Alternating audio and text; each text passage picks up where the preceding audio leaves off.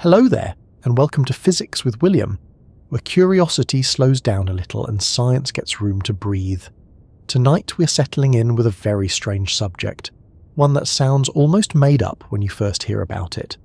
We're going to spend some time with the neutrino, a particle so small, so elusive, and so indifferent to the ordinary stuff of the world that it can pass through an entire planet, as though the planet were barely there. That may sound a little rude on the part of the neutrino, but in fairness, it treats everything that way. Before we ease into it, I would love to know where you're listening from tonight and what sort of hour it is in your corner of the world. Is it late and quiet? Is it early and grey? Are you under a blanket, on a train, half awake on the sofa, or simply in the mood to let the universe explain one of its stranger habits? However you arrived here, I am glad you did. And if you find this calm, interesting, or simply helpful for unwinding after a long day, a like and a subscription would be warmly appreciated. It helps this quiet little space find other people who would not mind ending the day with a difficult idea explained gently. Now, neutrinos are not the sort of thing most people spend much time thinking about, which is understandable. They are not loud. They do not glow in the dark. They do not announce themselves by setting off sparks or leaving little cartoon trails in the air. They have no interest in becoming the star of the room. In fact, if particles had social habits, the neutrino would be the one standing in the back, saying almost nothing, avoiding eye contact, and somehow still turning out to be essential to the entire event. That alone makes it worth meeting properly. A good place to begin is with a simple question. What would you imagine has to happen for something to pass through you right now? A breeze can pass around you. Light can reach you. Sound waves can move through the air and into your ears. But matter feels solid. Walls stop us. Floors hold us up. Tables are generally very firm about their boundaries. So when someone says that enormous numbers of neutrinos are passing through your body every second, and also through your chair, your walls, your house, the ground beneath it, and much of the Earth itself, it sounds less like physics and more like the universe is having a very dry joke at our expense. And yet that is exactly what is happening. Even now, at this very moment, a stream of neutrinos is moving through you. Many of them were born in the sun, in the deep hot core where atomic nuclei are pushed together under such enormous pressure that new particles spill out as part of the process. Some came from radioactive material in the Earth. Some were made when cosmic rays struck the upper atmosphere. Some may have been travelling for ages from violent events far beyond our galaxy. The universe is full of neutrinos, and the world is not being lightly brushed by them now and then. It is being thoroughly and continuously crossed by them, as if reality were threaded with a traffic pattern we almost never notice. That raises the next obvious question. If they are so abundant, why do they seem so absent? Why do we not feel them? Why do they not pile up somewhere? Why is your living room not full of neutrino dust? Your shoes not heavy with it? Your breakfast not interrupted by a minor shower of cosmic particles? The answer takes us to the heart of what a neutrino really is, because the strangest thing about it is not just that it exists. The strangest thing is how little it cares about interacting with anything else. Most of the particles that shape ordinary life are in one way or another sociable. Electrons interact readily with other charged particles. That is why chemistry works, why atoms bind together, why matter has structure, why your fingers do not pass through the keyboard when you try to type. Light interacts with electrons too, which is why things are visible. Stronger interactions hold atomic nuclei together. Electromagnetic interactions build the familiar textures of daily existence. The world feels solid, bright, tangible and busy because the particles involved are constantly noticing one another. Neutrinos are different. They carry no electric charge, so they do not take part in the electromagnetic interactions that dominate so much of the world we know. They are affected by gravity, yes, but gravity is by far the weakest of the fundamental influences at the scale of particles. They also take part in the weak interaction, which is real and important, but compared with the rough and ready business of electromagnetic encounters, it is astonishingly selective and unusually shy. A neutrino can move through vast amounts of matter without hitting anything in a meaningful way simply because the odds of a direct interaction are so small. It is not that the neutrino is magical, it is that the universe, at very small scales, is far less crowded in the relevant sense than our common experience suggests. That can be difficult to picture because our brains are not built to think at the scale of atomic structure. We learn from infancy that matter is solid and dependable. You can walk into a door exactly once before the lesson becomes quite memorable. But matter is not solid in the way it seems. Atoms are mostly structured emptiness, with tiny dense nuclei and surrounding electrons arranged in ways that create stability and resistance. When you press your hand against a table, you're not really touching it in the everyday sense. You're encountering a web of electromagnetic effects that prevent one set of atoms from simply sliding into another. The firmness is real, but it comes from interactions, not from little billiard balls packed together like oranges in a crate. For a neutrino, that ordinary firmness means very little. It slips through the spaces in atomic structure, and more importantly, it usually ignores the charged architecture that makes everything else bump, stick, repel, and combine. If an electron approaches matter, it is quickly entangled in electromagnetic business. If a photon of the right energy passes by, it may be absorbed or scattered. A neutrino, by contrast, can continue on almost as if the whole arrangement were transparent. Transparent is not perfectly correct, because sometimes neutrinos do interact. If they did not, we would never detect them. But the frequency is so low that transparent is close enough to capture the feeling of it. This is why the phrase "nothing can stop it" sounds exaggerated at first, but turns out to be a useful shortcut. Strictly speaking, things can stop a neutrino. Given enough matter, enough time, and enough bad luck from the neutrino point of view, it can collide, transfer energy, and be caught in an interaction. But under ordinary circumstances, with ordinary amounts of matter, stopping one is remarkably difficult. A wall will stop light. A sheet of metal will stop many particles. A few centimeters of shielding can matter enormously for radiation we worry about in practical settings. Neutrinos do not care much about those arrangements. They treat your walls, your body, and in many cases entire stretches of the planet as a mild inconvenience at most. There is something almost comical about that. Humanity has built castles, bunkers, vaults, submarines, and mountain laboratories. We have become very good at keeping many things out and many things in. Air can be controlled, light can be blocked, sound can be muffled, water can be redirected, even dangerous radiation can often be reduced with the right shielding and enough engineering.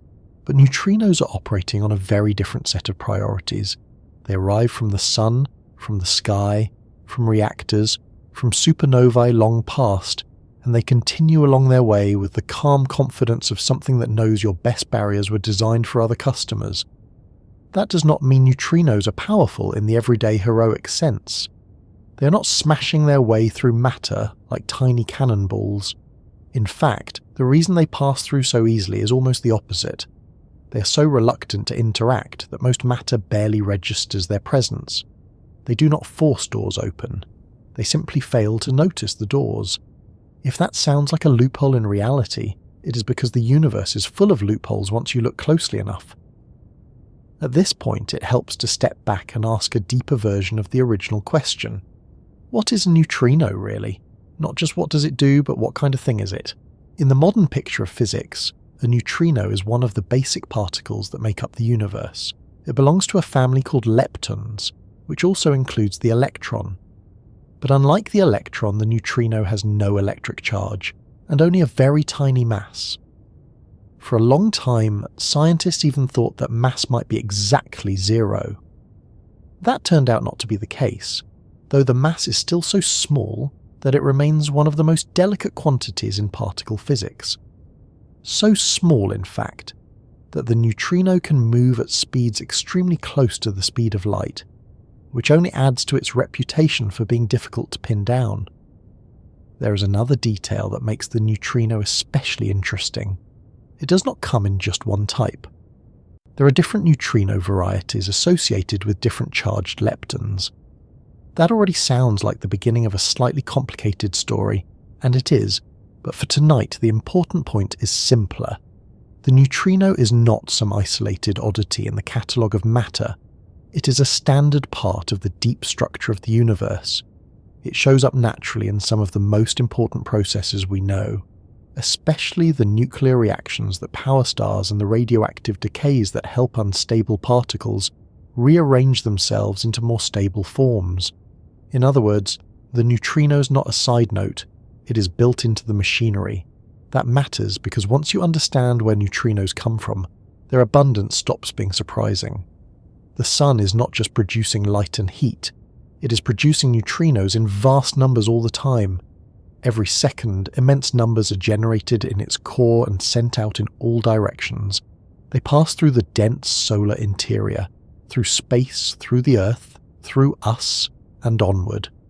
Unlike light, which can take a very long time to work its way out from the interior of the sun because it is endlessly absorbed and re-emitted, neutrinos often escape almost immediately after they are made.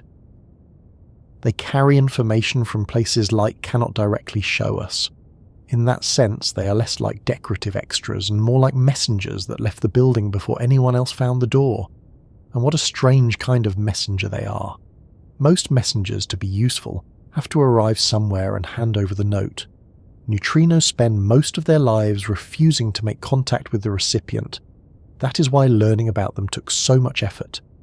Nature was producing them generously, but nature was not helping with the demonstration. Imagine trying to prove that a nearly invisible visitor passes through your house constantly, leaves almost no trace, ignores your furniture, and only once in a great while taps very gently on the wall. You would need patience. You would need clever equipment. You would probably also need colleagues willing to believe you are not losing perspective. The basic idea behind detecting neutrinos is therefore one of the great examples of scientific stubbornness. Since neutrinos almost never interact, the trick is to place an enormous amount of material in their path and then wait for the rare cases when one actually does. Not because the neutrino is common in the ordinary sense of being easy to catch, but because if enough of them are passing through and enough target material is available, statistics will eventually give you a few events to work with. It is less like fishing in a pond and more like trying to notice a single raindrop landing in the dark while a silent storm passes through a mountain. That challenge also explains why neutrinos have earned the nickname ghost particles. They are there, but not in the way ordinary things are there. They cross rooms, bodies, oceans and planets, while leaving almost no sign. They make the universe feel less sealed and more porous than common sense would ever suggest. The room you're in may feel still. It may feel private, enclosed, protected from the wider cosmos. Yet from the standpoint of neutrinos, it is open. Almost absurdly open. The Earth itself is open. The sun is open. To a neutrino, much of reality is a suggestion rather than an obstacle. Still, I do not want to oversell the mystery at the expense of the physics. Neutrinos are not supernatural. They are not proof that science has found a hole in logic. They are not magic dust from another dimension.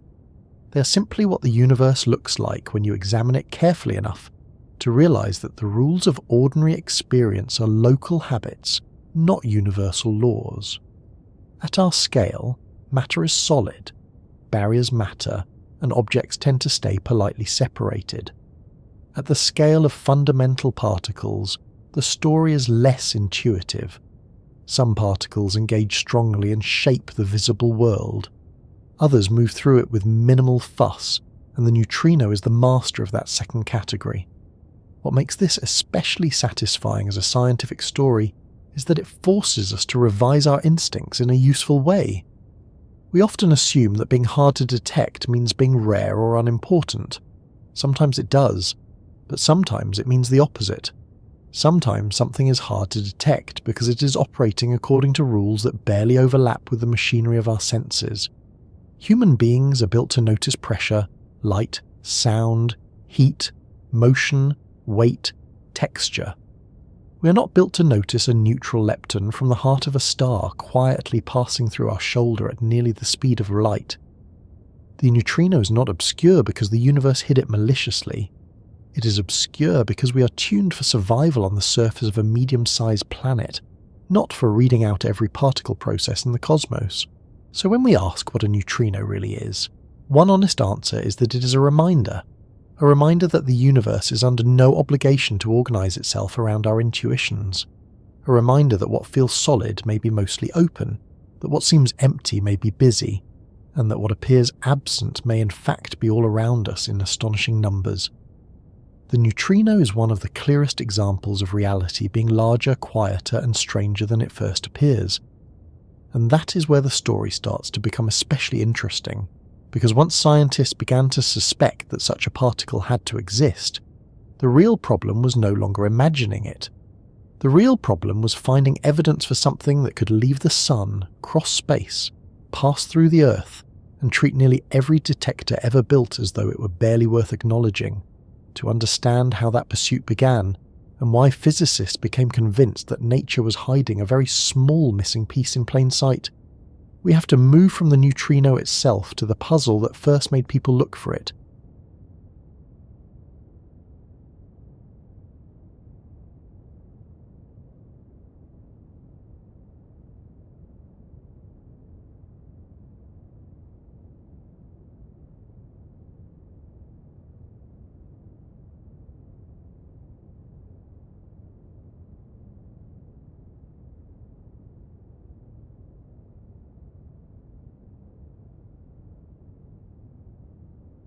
When physicists call the neutrino a ghost particle, they are not trying to make it sound dramatic for its own sake. It is one of those rare cases where the nickname is actually helpful. A ghost, at least in stories, is something that occupies the same space as ordinary life without fitting into it. It is present, but difficult to catch. It moves through walls. It leaves only the faintest trace. You do not notice it directly. You infer it from what little it disturbs. That is not a bad first picture of the neutrino. Not perfect, but useful. The reason it has stayed around for so long is that the particle really does seem to haunt the universe, rather than participate in it in the usual way. Most of physics, at least the parts that become familiar quickly, is about things that leave evidence generously. You warm your hands in sunlight, you hear thunder, you feel the floor under your feet, you see the colour of a leaf because light bounces from it into your eyes, you know electricity is present because a lamp shines or a device wakes up. Even when the causes are invisible, the effects are easy to notice. Something happens and the world responds. Neutrinos are different. They can travel through matter, through darkness, through enormous stretches of space, through the whole arrangement of ordinary things, and in almost every case nothing obvious happens at all. That is what makes them ghost-like. It is not just that they are small. Electrons are small, and they are not ghostly. Photons are small, and they are everywhere in the business of being seen. Even particles we cannot observe with bare senses tend to leave consistent signatures in the instruments we build. Neutrinos, by contrast, behave as though they have somewhere else to be. They pass through detector material, through mountains, through oceans, through entire planets, and most of the time they continue onward without any sign that they noticed what was in front of them. The ghostly quality comes from this almost complete refusal to interact. That refusal is not an attitude, of course. It is built into the physics. A neutrino has no electric charge, so one of the main ways particles notice the world is simply absent in its case. So much of ordinary matter depends on electric charge that it's difficult to overstate how unusual this is. Charge is why atoms have structure. It is why chemistry exists. It is why matter resists being pushed into itself. It is why light interacts so readily with surfaces and substances. Remove charge from the situation, and a particle stops participating in a huge amount of the bustle that makes the world visible and tangible. A neutrino is not entirely disconnected from nature, but it is disconnected from many of the features that dominate our experience of matter. That can make the neutrino sound almost empty, as though it were a particle with most of the interesting parts left out. But that would be unfair. The neutrino is subtle, not incomplete. It belongs to the underlying structure of the universe as naturally as the electron does. It is produced in important processes. It carries energy. It travels across unimaginable distances. It has mass, though very little. It can change from one type into another as it moves. It helps tell us what is happening in places we cannot see directly. In some of the most extreme environments in the cosmos, neutrinos are not decorative details. They are central players. The ghost image is helpful only if we remember that a ghost can still have consequences. A good way to appreciate the oddity is to compare the neutrino with light. Light is also everywhere. It crosses the universe. It arrives from the sun, from stars, from distant galaxies, from lamps, fires, screens, and candles. We live in it so continuously that darkness feels like the exception rather than the rule. But light is interactive. It scatters, it reflects, it is absorbed, it heats surfaces, it triggers chemical changes, it can be blocked by a curtain, a wall, a cloud, or the simple act of closing your eyelids. Light is everywhere, yes, but it is always in conversation with matter. Neutrinos are everywhere in a very different sense. They cross the same world, often from even more hidden origins, but they do so almost silently. That silence gives them a strange status in our picture of reality. We tend to imagine the universe in layers that line up neatly with our senses. There is the visible world, the audible world, the tangible world, the warm and cold world, the world of moving objects and resisting surfaces. Science gradually added layers beyond that, such as radio waves, X-rays, magnetic fields, atoms, and subatomic particles. But even those additions usually came with some new device that turned the hidden into something measurable and regular. Once the instrument was working, the invisible became almost ordinary. Neutrinos never become ordinary in quite that way. Even after we know they are present, even after we understand how to detect them, their basic behaviour retains something slippery. They remain stubbornly out of proportion to our intuitions. Imagine standing outside on a bright day. The air feels still, the ground seems solid, the sunlight warms your face. You probably do not feel as though you're in the middle of a high-speed particle event. Yet you are. Neutrinos from the sun are passing through you in enormous numbers at that very moment. They're crossing your skin, your bones, your blood, the air around you, the soil below you, and the rest of the planet as though it were barely there. They arrive not in a dramatic beam you can point to, but as part of the ordinary condition of being alive beneath a star. The sun is not only a source of light and heat, it is also a source of these nearly untouchable messengers, and they have been washing through every living thing on Earth for as long as there has been an Earth to wash through. There is something humbling in that. We often think of the cosmos as distant. The stars are far away, galaxies are remote, the deep universe feels abstract, separated from daily life by scale alone. Neutrinos narrow that distance in a quiet way. They are not waiting politely out there among the stars. They are here, they are part of the immediate environment. The universe is not merely above us, it is moving through us. That sounds grand when stated like that, but it is also very literal. A neutrino made in the heart of the sun can pass through your body and continue into the earth below without so much as tapping you on the shoulder. It links the interior of a star to the interior of a planet in a single continuous line. This is one reason physicists became so interested in them. A particle that barely interacts may seem inconvenient from the standpoint of detection, but it has one huge advantage as a messenger. It carries information out of places that other signals struggle to escape. Light produced deep inside the sun does not simply race outward in a straight line and emerge in a few seconds. It gets absorbed and re-emitted over and over again, taking an extremely long and indirect path through dense solar material. By the time sunlight reaches the surface and streams into space, it no longer tells a simple immediate story about the exact conditions in the core when it was first produced. Neutrinos are different. Because they interact so weakly, many of them leave the sun much more directly. They can carry news from the central furnace almost immediately, at least by astronomical standards, so the ghost has a practical use. It can pass through locked doors and report from inside the house. That is a large part of what makes neutrinos scientifically valuable. Their reluctance to interact, which makes them maddening to detect, is exactly what makes them excellent probes of hidden environments. The same is true far beyond the sun. In violent cosmic events, in collapsing stars, in nuclear reactions, in the atmosphere, in the Earth, neutrinos are produced under conditions where other signals may be trapped, delayed, or altered.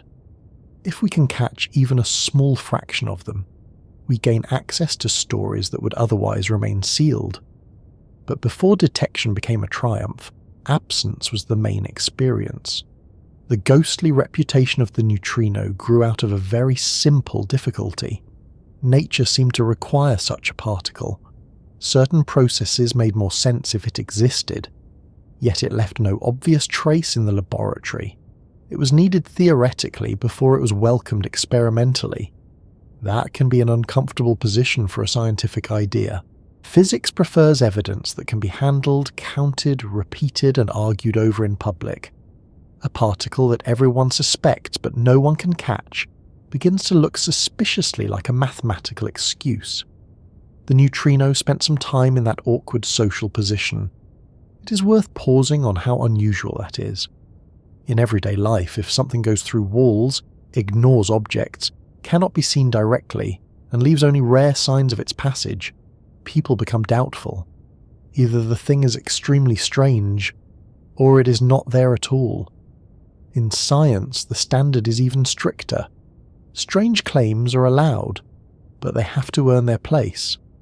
The neutrino eventually did, though only because the evidence accumulated from several directions at once. The theory said something like it ought to exist. Experiments were refined until they could wait for one of the rare interactions. Astronomy and particle physics kept producing reasons to take the particle seriously. The ghost was gradually persuaded to sign the register. The nickname also carries another useful suggestion. Ghosts in stories often reveal themselves only under special conditions. You have to be in the right place, at the right time, with the right sort of attention. That is not too far from neutrino detection.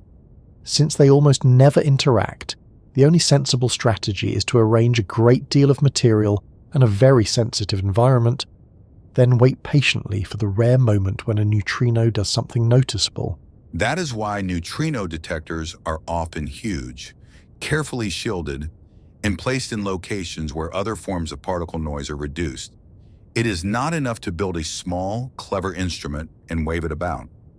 You have to create a situation where the ghost cannot pass through forever without once making itself known. Even then, what counts as making itself known is modest.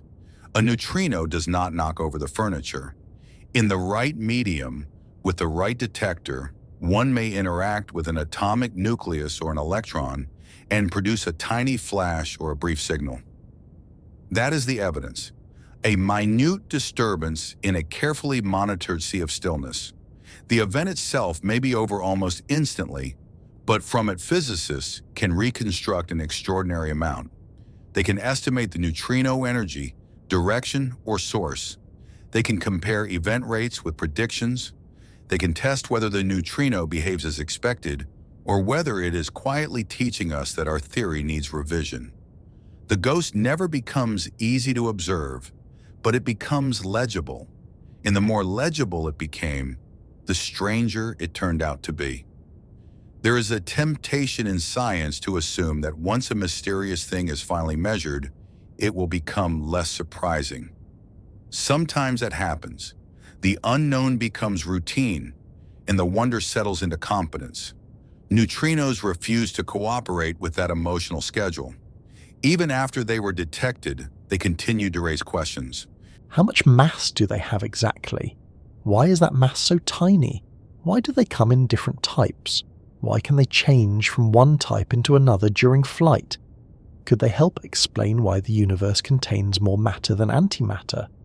Do they point toward physics beyond our standard framework? The ghost once admitted did not sit quietly in the corner. It kept rearranging the conversation.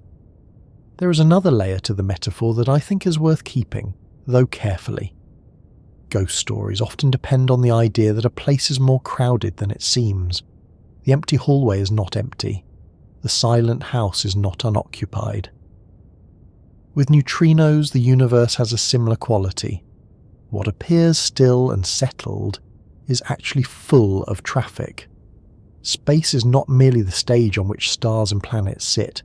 It is crossed by streams of particles from nuclear furnaces, radioactive decays, atmospheric collisions, and ancient violent events far away. Much of that traffic is hidden from direct human awareness. The neutrino gives the cosmos a kind of hidden weather, though not one our bodies are equipped to sense. That hidden weather is especially striking because it ignores borders. Your walls do not matter to it. Night and day do not matter much to it. Clouds do not matter. Whether the neutrinos come from the sun overhead, or from the sun on the other side of the Earth, after travelling through the planet first, many will still reach you. A neutrino does not care what nation you're in, what room you're sitting in, whether you're indoors or outdoors, whether you're on a mountain or in a city. Its route is governed by deeper things than local arrangements. There is something oddly comforting in that. We spend so much of life enclosed by practical limits, but the universe keeps sending through these reminders that some processes operate on scales where our partitions barely exist. Of course, comfort is not the same as importance, and the neutrino is not interesting merely because it is eerie. It matters because it helps connect different parts of physics that might otherwise feel separate. It belongs to the microscopic world of particle interactions, but it also matters in the large-scale lives of stars. It appears in radioactive processes, in cosmology, in astrophysics, in detector engineering, in questions about the early universe, and in puzzles about why the laws of nature take the shape they do. The neutrino is ghost-like in behaviour, but not in significance. Quite the opposite.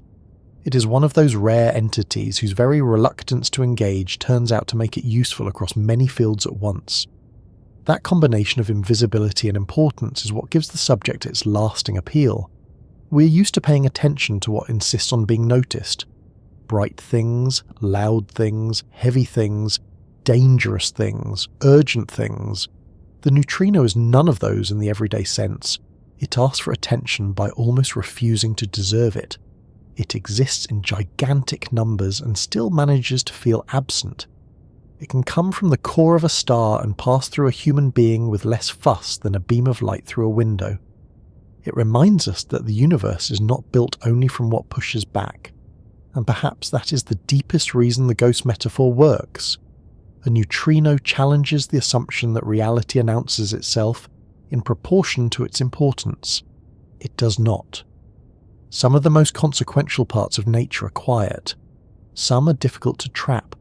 Some are nearly impossible to see, except under carefully prepared conditions. The neutrino teaches that lesson with unusual persistence. It tells us that hidden does not mean minor, that elusive does not mean unreal, and that a thing can cross the world almost untouched and still be a central part of the world. Once physicists began to take that seriously, the next step was unavoidable. It was no longer enough to say that a ghostly particle would be useful, or elegant, or theoretically convenient. Someone had to prove that it was really there. That is where the story becomes a little more stubborn and a little more human, because the search for the neutrino was not just a matter of having the right idea. It required people to trust that nature was playing a subtle game, and then to build an experiment patient enough to catch one of the quietest particles in the universe in the act. There is a particular kind of scientific problem that begins not with a discovery, but with an irritation. Not a dramatic cosmic revelation, not a telescope pointed toward something glittering and strange, but a small persistent annoyance in the data. a number that does not add up properly, a process that seems to lose something on the way from theory to experiment. Physics has often advanced by following those annoyances with unreasonable patience, and the neutrino is one of the finest examples of that habit. Before anyone detected one, before anyone had a machine capable of catching even a rare interaction, there was simply a puzzle. Something invisible seemed to be taking a small but very important amount of energy and slipping out the back door. To understand why this mattered so much, it helps to picture the mood of physics in the early 20th century. By that point, scientists were already learning that the atom was not a neat, indivisible marble. It had parts. The nucleus had structure. Radioactivity was revealing that matter could transform itself, sending out particles in the process. The subatomic world was beginning to look less like a tidy cabinet and more like a workshop after a very enthusiastic apprentice had been left alone with a hammer. New particles kept appearing, old assumptions kept failing. It was exciting, but it was also messy. Among the strange processes under study was something called beta decay. Certain atomic nuclei are unstable, which is a polite way of saying they eventually decide to rearrange themselves. In beta decay, a nucleus emits an electron and changes into a slightly different nucleus. On the surface, that sounds simple enough. A before state becomes an after state, and an electron flies out. If nature were feeling cooperative, the accounting would be straightforward. The energy before and after should line up in a clear, predictable way. But when physicists measured the energies of the emitted electrons, they found something awkward. The electron did not always come out with the same energy. Instead, there was a spread, sometimes more, sometimes less. That may not sound alarming at first. The universe, after all, has many ways to be untidy. But this particular untidiness touched one of the most serious principles in physics, namely the conservation of energy. Energy is not supposed to vanish because the laboratory had an off day. It can change form, move from one object to another, hide in motion, heat, light, or mass. But the books must still balance. If a nucleus decays and the visible products do not seem to account for all the energy, then one of two things must be true. Either energy conservation fails in this process, which would be a very large and very unwelcome development, or something else is carrying the missing share away. Physicists do not like abandoning a successful principle unless nature leaves them absolutely no other choice, and in this case there was a strong feeling that giving up on energy conservation would be rather like responding to a missing teacup by demolishing the entire kitchen. Perhaps possible, but not elegant. So the suspicion grew that an unseen particle was being emitted along with the electron. It would need to carry away energy. It would also need to be electrically neutral, because the charge bookkeeping had to work out, and if it had escaped notice so far, it would have to interact very weakly with matter. In other words, even before the neutrino had a name, its personality was beginning to emerge. The person most famously associated with this leap was Wolfgang Pauli, one of the great theoretical physicists of the era, and a man with a formidable reputation for being both brilliant and not especially gentle when other people were wrong. In the early 1930s, Pauli proposed that a new neutral particle might solve the beta decay problem.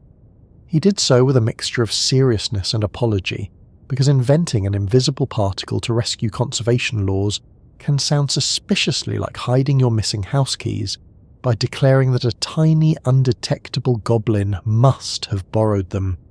Pauli himself reportedly felt a little uneasy about the move. He had postulated something that, at the time, seemed nearly impossible to detect.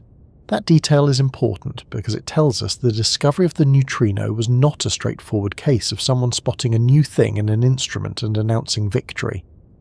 It began as a theoretical necessity.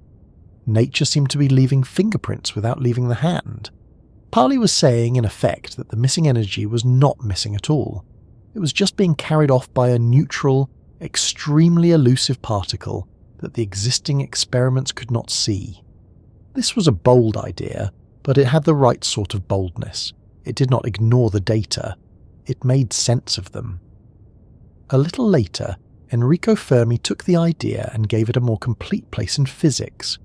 He developed a theory of beta decay, in which this tiny neutral particle played a central role. He also gave it the name neutrino, which means little neutral one. It is a charmingly modest name for something that would eventually become one of the most famous escape artists in all of science. Fermi treated the neutrino not as an embarrassing patch on a hole in theory, but as a real participant in the weak nuclear processes taking place inside unstable atoms. That was an important shift. The neutrino was no longer merely a desperate guess made to save the books. It became part of a broader physical story. Even so, the practical problem remained. How do you discover something that almost never interacts with matter? The world of experimental physics is full of ingenious traps, but most of them depend on the thing in question being at least mildly willing to announce itself. Charged particles leave tracks. Light can be collected. Many kinds of radiation can ionize matter or trigger visible effects. The neutrino seemed determined to do as little of that as possible. It had no charge, almost no mass, and a spectacular indifference to ordinary material. Detecting one would require not just sensitivity, but strategy. You would need an enormous number of neutrinos, a target with many opportunities for interaction, and a clear signature when one of those interactions actually happened. For a while, the neutrino occupied a strange middle ground. It was widely accepted in theory, useful in calculations, and increasingly hard to deny on conceptual grounds, yet still experimentally absent in the direct sense. That sort of status can make a particle feel half real, which is an uncomfortable condition for everyone involved. Theorists may be content for a while if the equations are behaving nicely, but experimentalists prefer something less ghostly than a well-motivated idea. Physics likes evidence that can be repeated, measured, and argued over without anyone having to say, "Trust me, it is probably there." The breakthrough came from a simple but demanding realization. If a single neutrino is terribly unlikely to interact, then the best chance of catching one is to stand in the path of an absurdly large number of them. This is one of those deeply scientific moments where the solution sounds almost too obvious after the fact. If the fish never bite, find a bigger river. In the case of neutrinos, the bigger river came from nuclear reactors. A reactor produces vast numbers of antineutrinos as a consequence of the radioactive decays of the unstable fragments created during fission. That meant there was, at last, an intense and controllable source of these elusive particles. Clyde Cowan and Frederick Rains saw the opportunity. They designed an experiment that did not rely on neutrinos politely introducing themselves, because that was never going to happen. Instead, it looked for a very specific interaction. An antineutrino from the reactor could, on a rare occasion, interact with a proton in the detector material and produce a positron and a neutron. The cleverness of the method lay in the signature. The positron would quickly meet an electron and annihilate, producing a burst of radiation. The neutron would be captured a little later, producing another signal. This paired event, a prompt signal followed by a delayed one, was distinctive enough to stand out from much of the background noise. That may sound straightforward when said calmly in a few sentences, but the actual business of making it work was anything but casual. The detector had to be placed near a reactor where the neutrino flux was enormous. It had to contain enough suitable material to provide interaction targets. It had to reduce background signals from other sources. It had to distinguish the desired pattern from all the misleading little pops and flashes that the world cheerfully provides for free. In other words, the experiment had to listen for a whisper in a room full of crackling static. There is something admirable about this stage of the story because it shows how experimental physics often advances, not by waiting for nature to become easier, but by building a situation in which nature has fewer ways to hide. Cowan and Rains were not making neutrinos less elusive. They were arranging the world so that, when one finally did interact, its small disturbance would have a recognizable shape. That is a different sort of genius from theory, but no less beautiful. Theorists imagine what must be there. Experimentalists figure out how to corner it, briefly and politely, into leaving proof. And then, at last, the the proof came. In the mid-1950s, their reactor experiment detected the signals expected from anti-neutrino interactions. The ghost had finally touched the furniture. Not often, not dramatically, but enough. It was one of the great moments in particle physics, because a particle proposed decades earlier to rescue conservation laws had now been directly observed through its effects. The neutrino had crossed from theoretical necessity into experimental reality. It was no longer a mathematical courtesy extended to awkward data. It was part of the world. One can only imagine how satisfying that must have felt. The neutrino had always been difficult in a very particular way. It was not difficult because the idea was muddled. It was difficult because the particle was genuinely hard to catch. Once the experiment succeeded, that difficulty itself became part of the proof. The neutrino had behaved exactly as expected. It had required a powerful source, a large detector, a very patient setup, and a cleverly chosen signature. In a sense, its reluctance to appear was not an obstacle to the story. It was one of the story's strongest confirmations. Nature had been subtle in precisely the manner theory suggested. Frederick Reines would later receive a Nobel Prize for this work, though Clyde Cowan had died before the prize was awarded. That is one of those bittersweet notes that scientific history contains more often than one might like. Discoveries are often collective, patient and slow to be recognised fully. By the time the wider world catches up, some of the people who did the hard patient work are no longer around to hear the applause. Still, the achievement stands. The first direct detection of the neutrino was not just a technical triumph.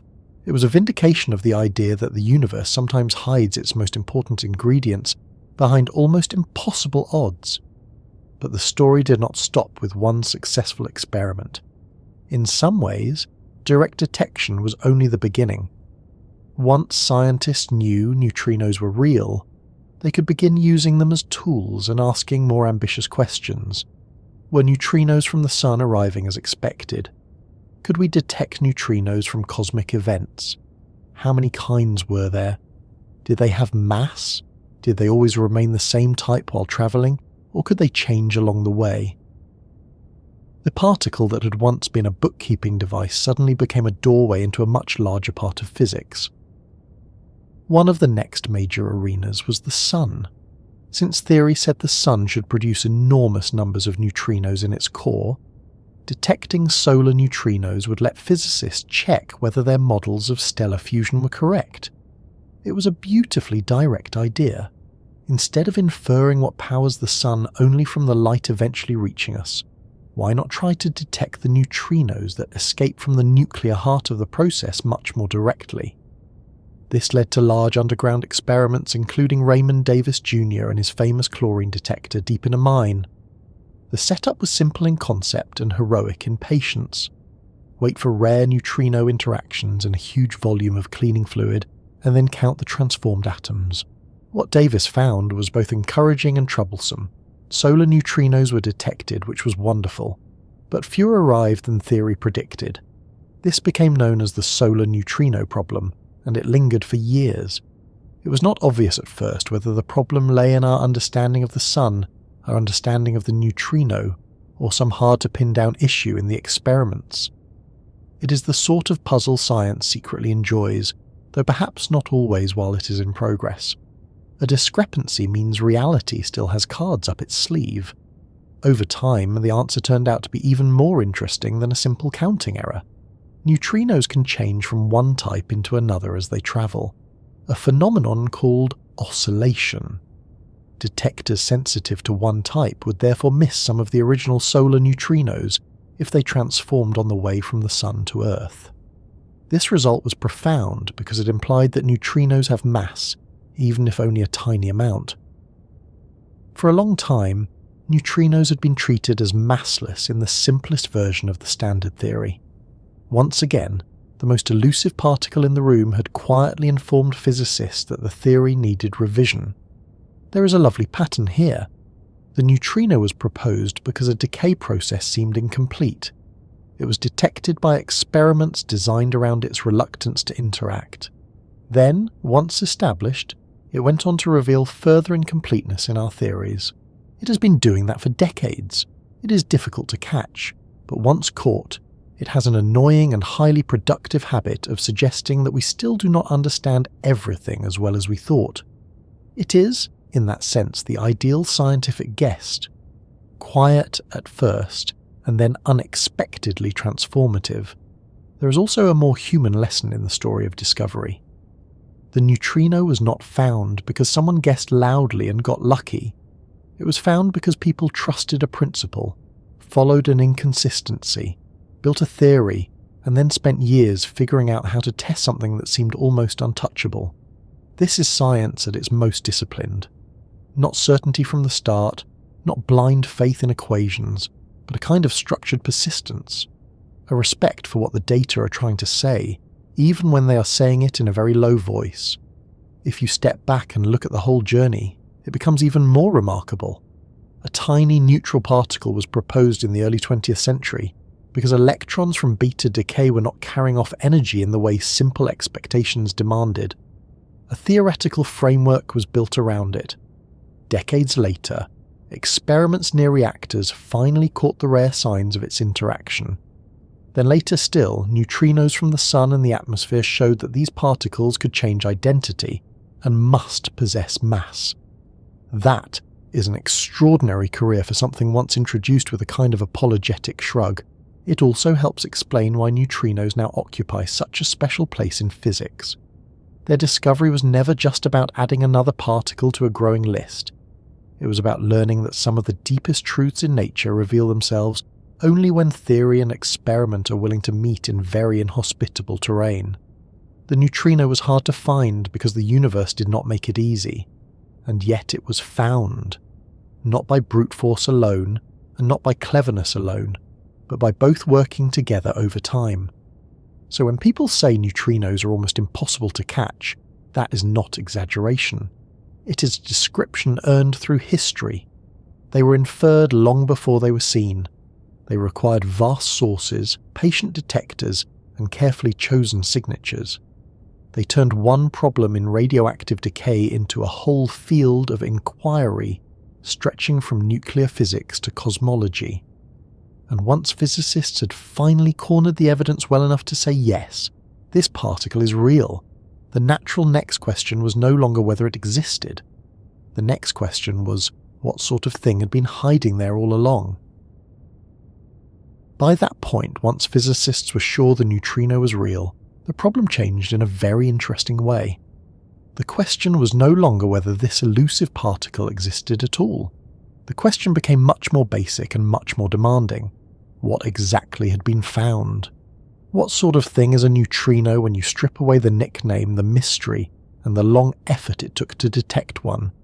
If it can pass through matter with such ease, if it carries energy away from nuclear processes, if it is built into the structure of the universe and yet almost never leaves a trace, then what is it in the most direct sense? That is where the subject becomes especially satisfying, because the answer is both simple in outline and surprisingly rich in detail.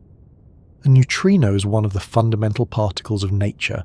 That means it is not known to be made of smaller parts. As far as modern physics can tell, it is one of the basic ingredients from which the universe is built. It belongs to a group of particles called leptons. The most familiar lepton is the electron, which plays an obvious and constant role in everyday matter.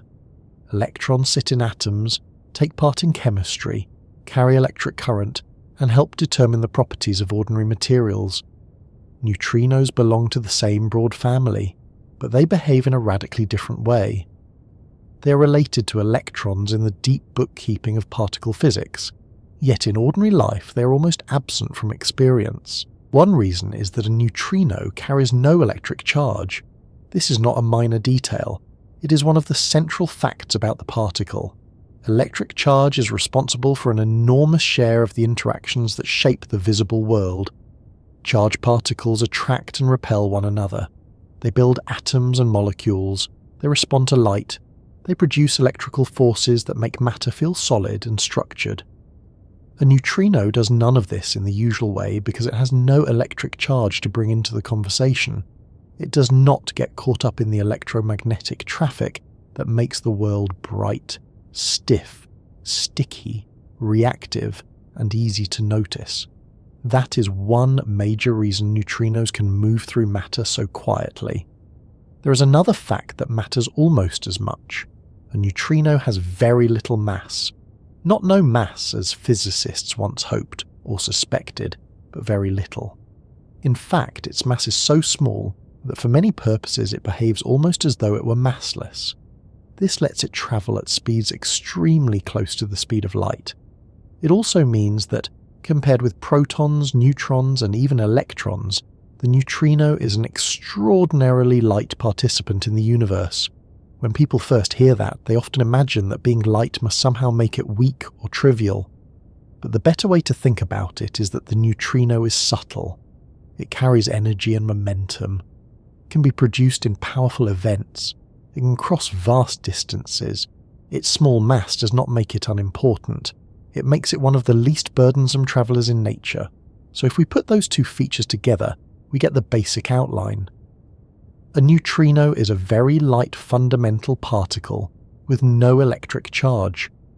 That already explains a great deal of its behaviour. It does not interact electromagnetically because it is neutral. It is hard to stop because it is not easily caught by ordinary matter. It moves quickly because its mass is tiny. But there is still more to the story, because the neutrino is not merely some passive speck drifting through space. It takes part in one of the 4 known fundamental interactions of nature, namely the weak interaction. And that is where its real identity begins to sharpen. The weak interaction is perhaps the least intuitively named of the major interactions, because the word weak sounds almost dismissive. It suggests something faint and unimportant. In reality, the weak interaction is essential. It is involved in radioactive decay and in the nuclear processes that power stars. Without it, the universe would be arranged very differently. It is called weak because, at the scales relevant to many particle processes, it is much less likely to produce interactions than the electromagnetic or strong interaction. For the neutrino, the weak interaction is crucial because it is the main way the particle can affect or be affected by other matter. When a neutrino does interact, it usually does so through this channel. That immediately helps explain the neutrino reputation. If a particle had electric charge, it would constantly notice atoms, electrons, and fields around it. If it also took part in the strong interaction, it would be even more tightly entangled with nuclear matter. But the neutrino does neither of those things.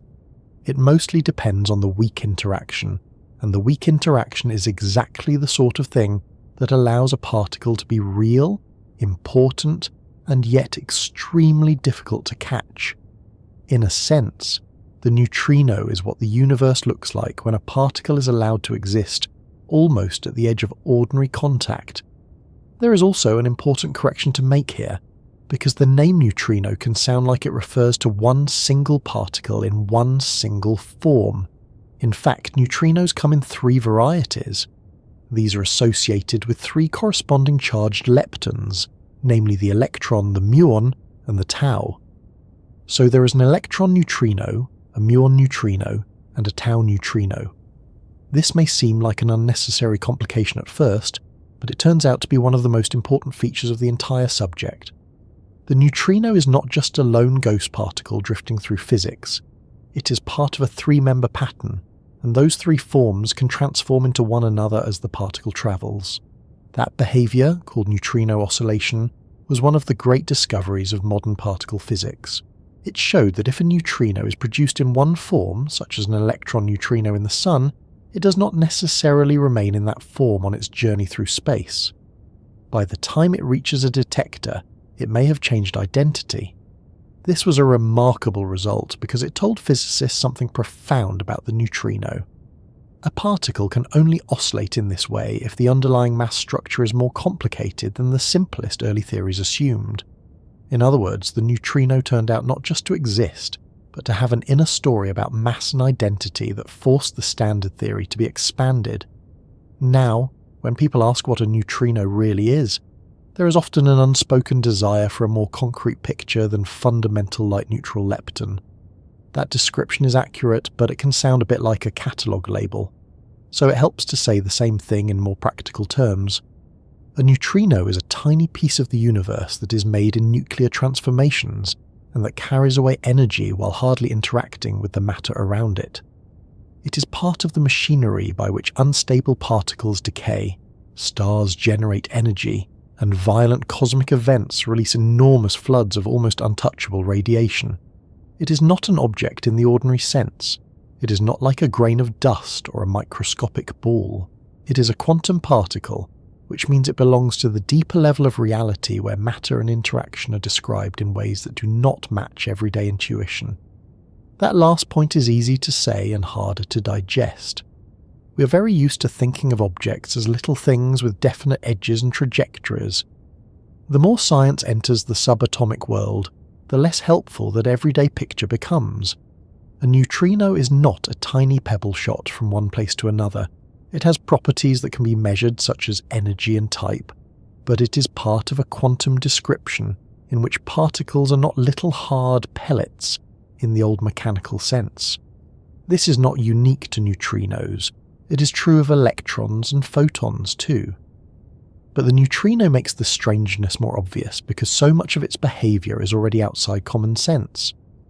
The best way to stay grounded is to focus on what the particle does and how it fits into nature rather than trying to imagine it as a miniature marble.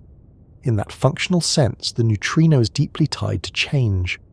Whenever certain particles or nuclei transform, neutrinos often appear as part of the outcome. In beta decay, for example, a neutron inside a nucleus can turn into a proton while emitting an electron and an antineutrino. Or a proton can transform in a related way and produce a positron and a neutrino. These are not decorative add-ons. The neutrino is part of what allows the process to satisfy the conservation laws that physics demands. It carries away the right share of energy, momentum, and other quantum properties. This is why it was first proposed in the first place. Nature seemed to be doing something that required an extra participant, and the neutrino turned out to be exactly that participant. This is a good moment to mention the antineutrino, because the name neutrino sometimes hides the fact that every neutrino has a corresponding antimatter partner. Just as the electron has the positron, the neutrino has the antineutrino. These are closely related but not identical. In many situations, especially in reactors and radioactive processes, antineutrinos are the particles being produced. For a general audience, the main point is not to get lost in the terminology, but to notice that the neutrino belongs to the same broader matter and antimatter structure that appears throughout particle physics. It is not some isolated curiosity invented for one special purpose. It sits naturally inside a much wider pattern. Even with all that said, there is still something unsatisfying if we stop at classification. Calling the neutrino a fundamental neutral lepton with tiny mass and weak interactions is correct, but it does not quite capture why this particle feels so unusual. The deeper reason is that the neutrino lives in a strange balance between abundance and invisibility. It is not rare. Quite the opposite. Neutrinos are everywhere. They are produced in stars, in radioactive decay, in cosmic ray collisions in the atmosphere, in nuclear reactors, in supernovae in the early universe. There are unimaginable numbers of them. And yet the world does not seem built around them in the way it is built around electrons, protons, and photons. They are everywhere without being obvious. That combination is the heart of their identity. In ordinary matter, neutrinos are not structural particles. Your body is not made of neutrinos in the way it is made of atoms. A table is not held together by neutrinos. A rock does not owe its solidity to them. Chemistry would look almost the same to your senses if neutrinos were not passing through the room in huge numbers right now, because the large-scale properties of matter come mostly from electromagnetism and the strong interaction, so the neutrino occupies a very special position. It is fundamental, common, and essential in many processes, yet it is not the kind of particle that builds the stable, visible architecture of daily life. It is more like a messenger, and participant in transformations than a brick in the wall. That messenger role is one of the reasons neutrinos are so valuable scientifically. Because they interact so weakly, they can escape from places that trap light and other particles. A neutrino made in the solar core can leave almost immediately, giving us information about ongoing fusion there. Neutrinos from a supernova can stream out from deep inside the collapsing star, arriving with a story from regions that ordinary light cannot reveal directly at the same moment. So when we ask what a neutrino really is, one good answer is that it is one of nature's best couriers. It moves through environments that would delay or absorb other signals, and that gives physicists a rare chance to look inside systems that are otherwise hidden. But that same strength is also the source of nearly every practical difficulty. If a particle is good at escaping dense matter, it is also good at escaping your detector. If it can cross a star without much trouble, your laboratory equipment is hardly going to make a stronger impression. This is the neutrino bargain. Nature gives you a nearly perfect messenger from hidden places, but in return it makes you work extremely hard to intercept even a handful of messages. That is why neutrino astronomy and neutrino detection require such enormous instruments and so much patience. A particle that barely interacts is both a gift and a nuisance. There is another aspect of the neutrino that physicists still find deeply intriguing, and that is the question of why its mass is so small compared with other particles. The electron is already very light by everyday standards, yet the neutrino is far lighter still. This is not just a numerical curiosity. In physics, very small numbers often hint that there is a deeper mechanism at work. The neutrino mass may be telling us something profound about how particles get mass in the first place, or about symmetries that existed in the early universe, or about new physics beyond the present standard description. So even the simplest statement about the neutrino, namely that it has a tiny mass, opens into unresolved questions that reach to the foundations of the subject. For that reason, the neutrino is both familiar and unfinished. It is familiar because it is now firmly established as part of the basic particle family. We detect it from the sun, from reactors, from the atmosphere, and from cosmic events. We know it oscillates. We know it has mass. We know it participates in weak processes, yet it is unfinished because some of its most important features are still not fully understood. We do not yet know all the details of its mass values. We do not fully understand why those masses are so tiny. There are still questions about whether neutrinos and antineutrinos are different in exactly the expected way, or whether something more subtle is going on. The particle is well established and still mysterious, which is a very productive combination. It also deserves to be said that the neutrino is not strange because it breaks the rules. It is strange because it follows a perfectly legitimate set of rules that are not the ones our daily lives trained us to expect. If we were creatures who sensed weak interactions directly, the neutrino might not seem mysterious at all. It would simply be another part of the environment as ordinary to us as colour or temperature. But we are not built that way. Human senses and human scale evolved in a narrow range of conditions. We are good at noticing surfaces, light, motion, sound, and pressure. We are very bad at noticing neutral subatomic particles moving through our bodies from the core of the sun. The neutrino feels unreal only because reality contains far more than our senses were asked to report. So what is a neutrino really? It is a basic particle of nature. It is a lepton. It is electrically neutral. It has a very small mass. It interacts mainly through the weak interaction and gravity. It comes in 3 varieties and can change from one into another. It is produced in nuclear reactions, radioactive decays, stellar fusion, and violent astrophysical events. It is everywhere and almost impossible to notice directly. It does not build the visible world, but it helps reveal the hidden one. It has already forced major revisions in particle physics, and it may yet force more. Once you see it that way, the neutrino becomes less like a curiosity and more like a key. Not a key that unlocks everything by itself, but one that fits several difficult locks at once. It links particle physics to astrophysics. It links radioactive decay to stellar energy. It links hidden interiors to distant detectors. It links established theory to open questions. And for all that conceptual importance, it still enters the story in a wonderfully understated way, as a tiny neutral particle that mostly minds its own business and slides through the universe almost untouched. That understated quality remains part of its charm. Other particles announce themselves more forcefully. Photons give us light. Electrons give us electricity and chemistry. Protons and neutrons give matter its bulk. Neutrinos give us a quieter lesson. They show that the universe contains important actors that do not dominate the stage. They remind us that hidden traffic can matter just as much as visible structure. And once that is clear, the next natural step is to look more closely at where these particles are actually made.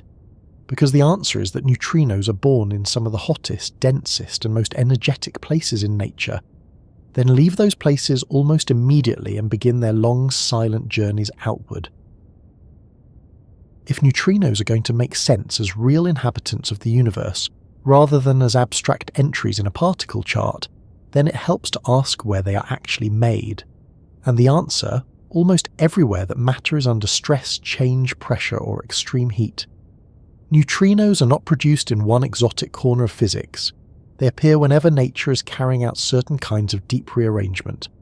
They are born in stellar cores, in radioactive decays, in violent explosions, in the atmosphere above your head, in the crust and mantle below your feet, in nuclear reactors built by human hands, and in events so ancient that their neutrino background may still linger from the earliest moments of cosmic history.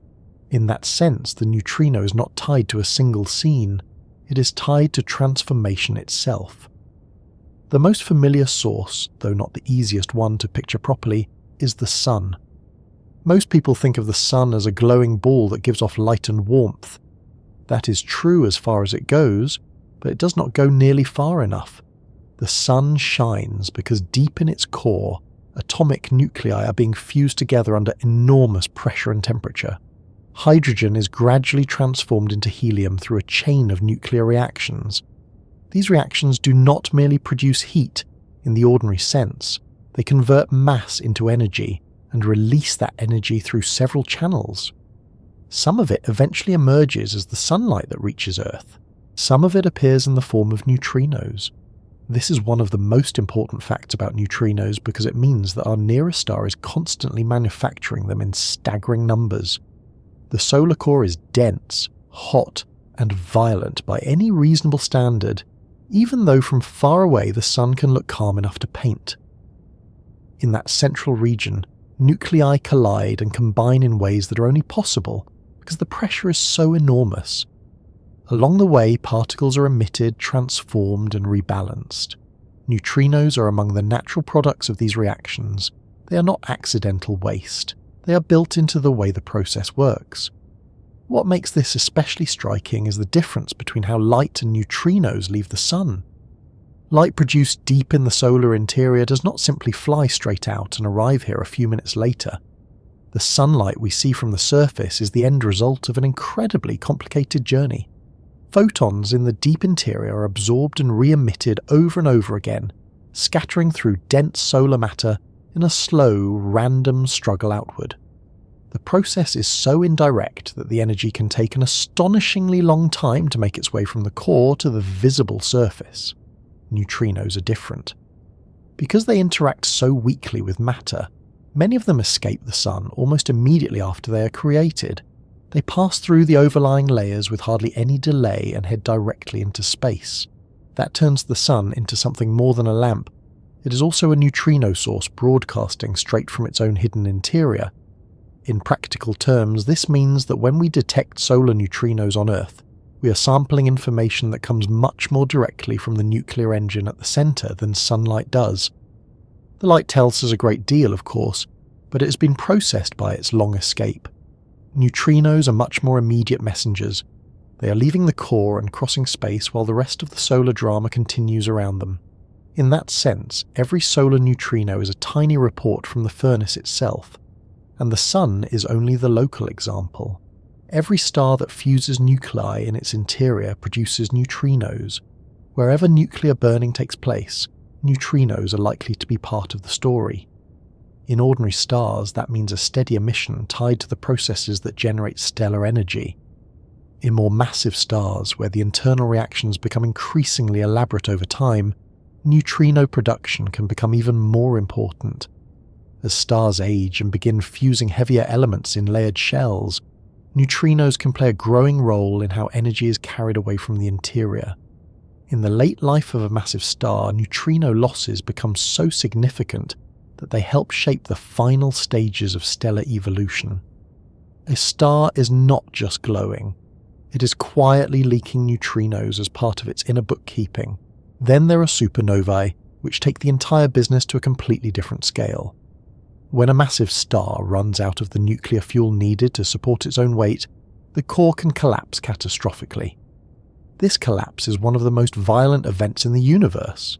Matter is crushed to extraordinary densities, temperatures soar, particles are forced into new relationships under conditions that are almost impossible to reproduce on Earth, and in the middle of that collapse, an enormous burst of neutrinos is released. Not a modest stream, not a steady background, but a flood so intense that for a brief moment the star radiates much of its energy in neutrinos rather than in light. This is a wonderful example of how the neutrino seems almost designed to be absent from the obvious version of events while dominating the hidden one. When people imagine a supernova, they think of a brilliant explosion lighting up the sky, and indeed the visible display can be spectacular. But inside the event, the real energy story is often a neutrino story. During core collapse, the conditions become so extreme that neutrinos are produced in extraordinary numbers and carry away an immense amount of energy. In some models, their escape and interactions are crucial to how the outer layers of the star are ultimately blown outward. So once again, the neutrino is not some quiet side character wandering through a dramatic scene. It is deeply entangled with the structure of the drama itself. The detection of neutrinos from a supernova was one of the great confirmations of this picture. When a supernova in the Large Magellanic Cloud was observed in the late 20th century, detectors on Earth recorded a small burst of neutrinos around the same time. Only a few dozen events were seen, which may sound modest, but given how difficult neutrinos are to catch, those few detections were historic. They showed that the theory was right in its broad outline. A collapsing star really does release a torrent of neutrinos. Once again, the particles arrived not as visual spectacle but as quiet evidence that the inner violence of the cosmos has a hidden messenger. Stars, then, are one major birthplace of neutrinos, but they are far from the only one. Much closer to home, neutrinos are also produced in the Earth and in the atmosphere. The Earth may seem geologically slow and chemically respectable compared with a star, but deep inside it there is radioactive material undergoing decay.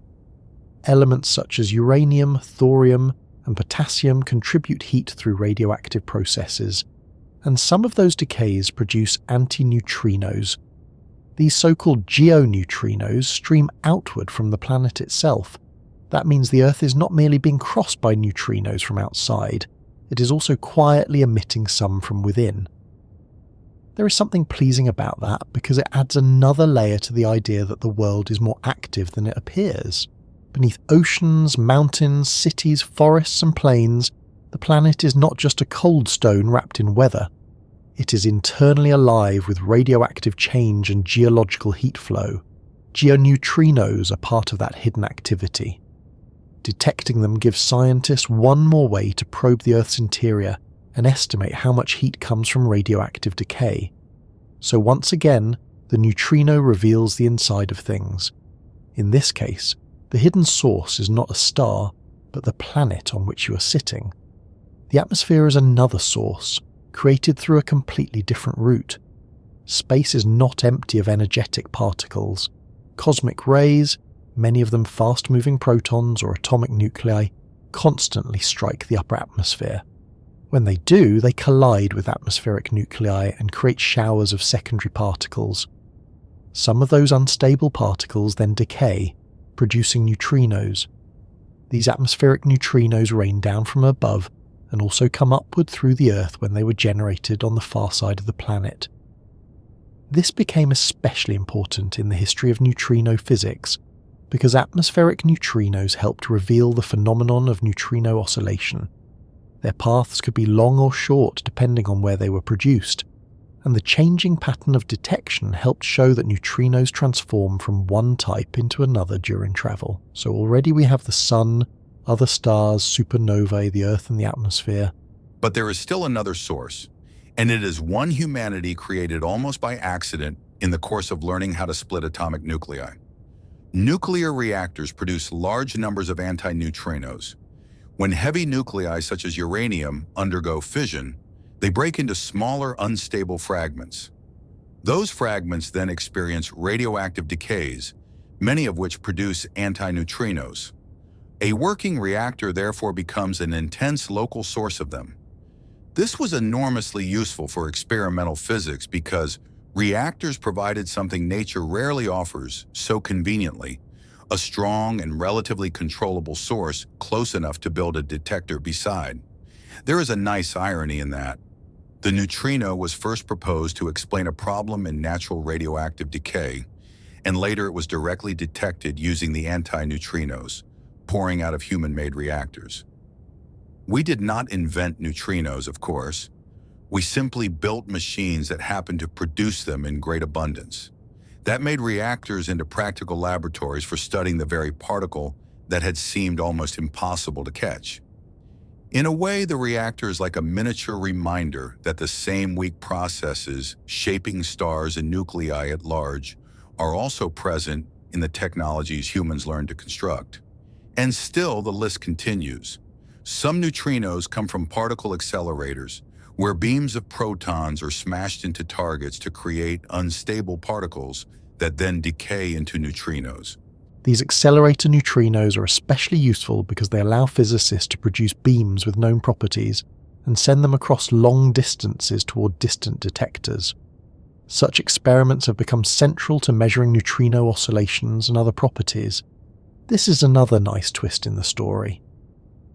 Once a particle goes from nearly undetectable theory to established reality, scientists immediately become ambitious.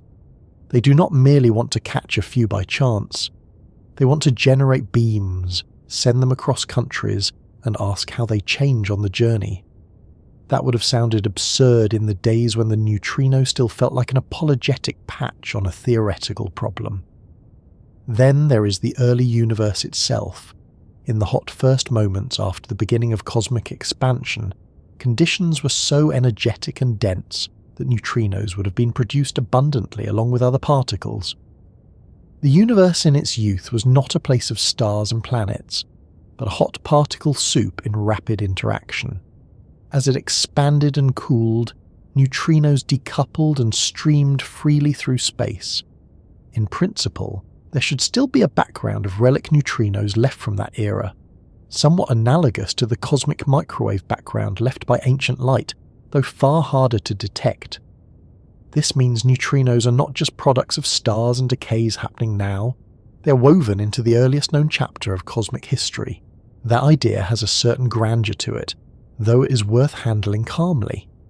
We are used to thinking of the ancient universe in terms of galaxies and radiation. Neutrinos remind us that the young cosmos was also full of ghostly matter, moving through it almost from the beginning. They helped shape the evolution of structure, influence cosmological models, and connect particle physics to the larger scale description of the universe. Once again, the same small neutral particle appears in a setting far grander than its modest name might suggest. So where do neutrinos come from? The cleanest answer is that they come from places where matter is being transformed at a deep level. They are born when nuclei fuse, when particles decay, when stars collapse, when cosmic rays strike air, when radioactive elements break down, when reactors operate, when accelerators create unstable particle beams, and when the early universe was still a seething dense plasma.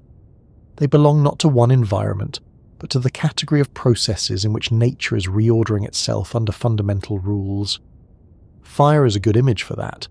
not because every neutrino source is literally flame, but because fire suggests heat, change, and release. Neutrinos are born where the universe is doing serious work. At the same time, it is important not to picture their birth too mechanically.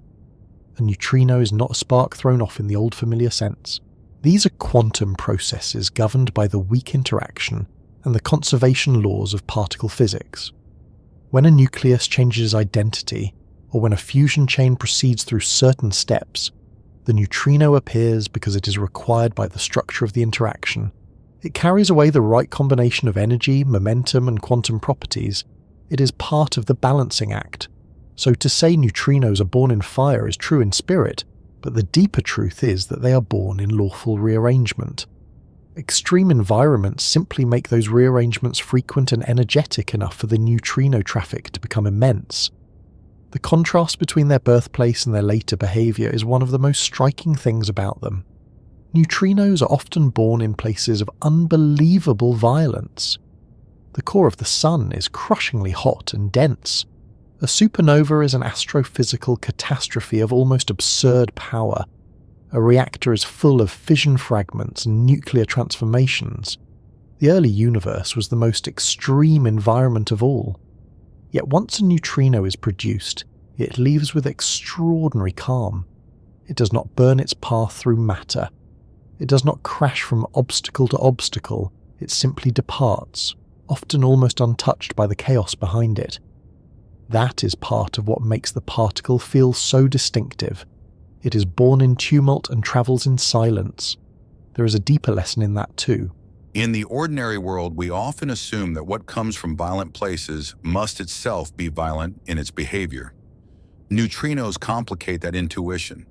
They emerge from some of the harshest conditions in existence, and then behave with near-perfect restraint.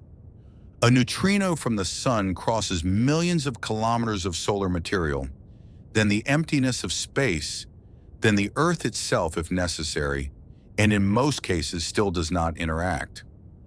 A neutrino from a distant supernova can travel through the debris of the explosion, across interstellar and intergalactic space, through the atmosphere, through rock, and only then very rarely announce itself in a detector. The particle carries the signature of deep energy without inheriting the usual aggressiveness of energetic radiation. That is why origin matters so much in the neutrino story. If you only know that the particle is hard to detect, it may seem like a technical curiosity. If you also know where it comes from, the picture changes. Now it becomes a bridge between the hidden engines of nature and our attempt to understand them. The Sun produces neutrinos and tells us how it shines. The Earth produces neutrinos and hints at its inner heat. Supernovae produce neutrinos and expose the physics of stellar death.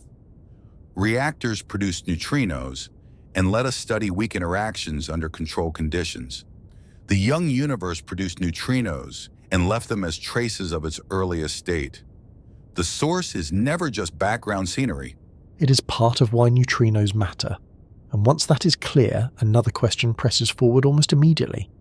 If neutrinos are being produced in such enormous numbers by stars, the Earth, the atmosphere, reactors, and ancient cosmic processes, then why did they cross so much matter with so little effect?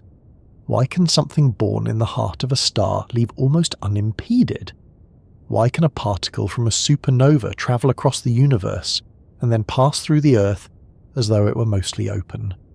To understand that, we have to look not at where neutrinos are born, but at what kind of relationship they have with matter once they begin to move through it. By this point, the neutrino can sound almost like a trick in the rules of nature. It is born in places of enormous energy. It travels across stars and planets as though they were hardly there, and it forces scientists to build giant detectors just to catch a few brief signs of its passage. That naturally leads to the next question, and it is really the central practical question in the whole story. Why does matter barely notice a neutrino at all? Why can something real, something with mass, something produced in nuclear reactions and stellar furnaces, pass through so much of the universe with so little interruption? The simplest answer is that the neutrino interacts with matter in only a very limited way. That sentence is accurate, but on its own it is a little too neat. It tells you the result without giving the feeling of why. To make the idea more intuitive, it helps to begin with the opposite case. Think about the particles and processes that shape ordinary life. Electrons interact constantly. Light interacts constantly. Atoms hold together because charged particles respond to one another. Chemistry works because electrons are busy, restless, and impossible to ignore. Touch works because the atoms in your skin and the atoms in a table do not quietly overlap. They resist, repel, rearrange, and push back through electromagnetic effects. Almost everything in daily experience depends on particles noticing one another very efficiently. That is the world human intuition grows up in. We are surrounded by matter that seems solid, bounded, and responsive. Walls stop us. Glass stops the wind, but not the light. Cloth absorbs some things and lets others through. Water blocks some forms of radiation more effectively than air. Metal can shield, conduct, or reflect. So we develop a simple expectation. If something moves through matter, matter should matter. There should be friction, collision, resistance, or at the very least a detectable effect. For many particles, that expectation works well enough. For neutrinos, it fails almost completely. The first reason is the most important one. A neutrino has no electric charge. This removes it from the main network of interactions that dominates the visible world.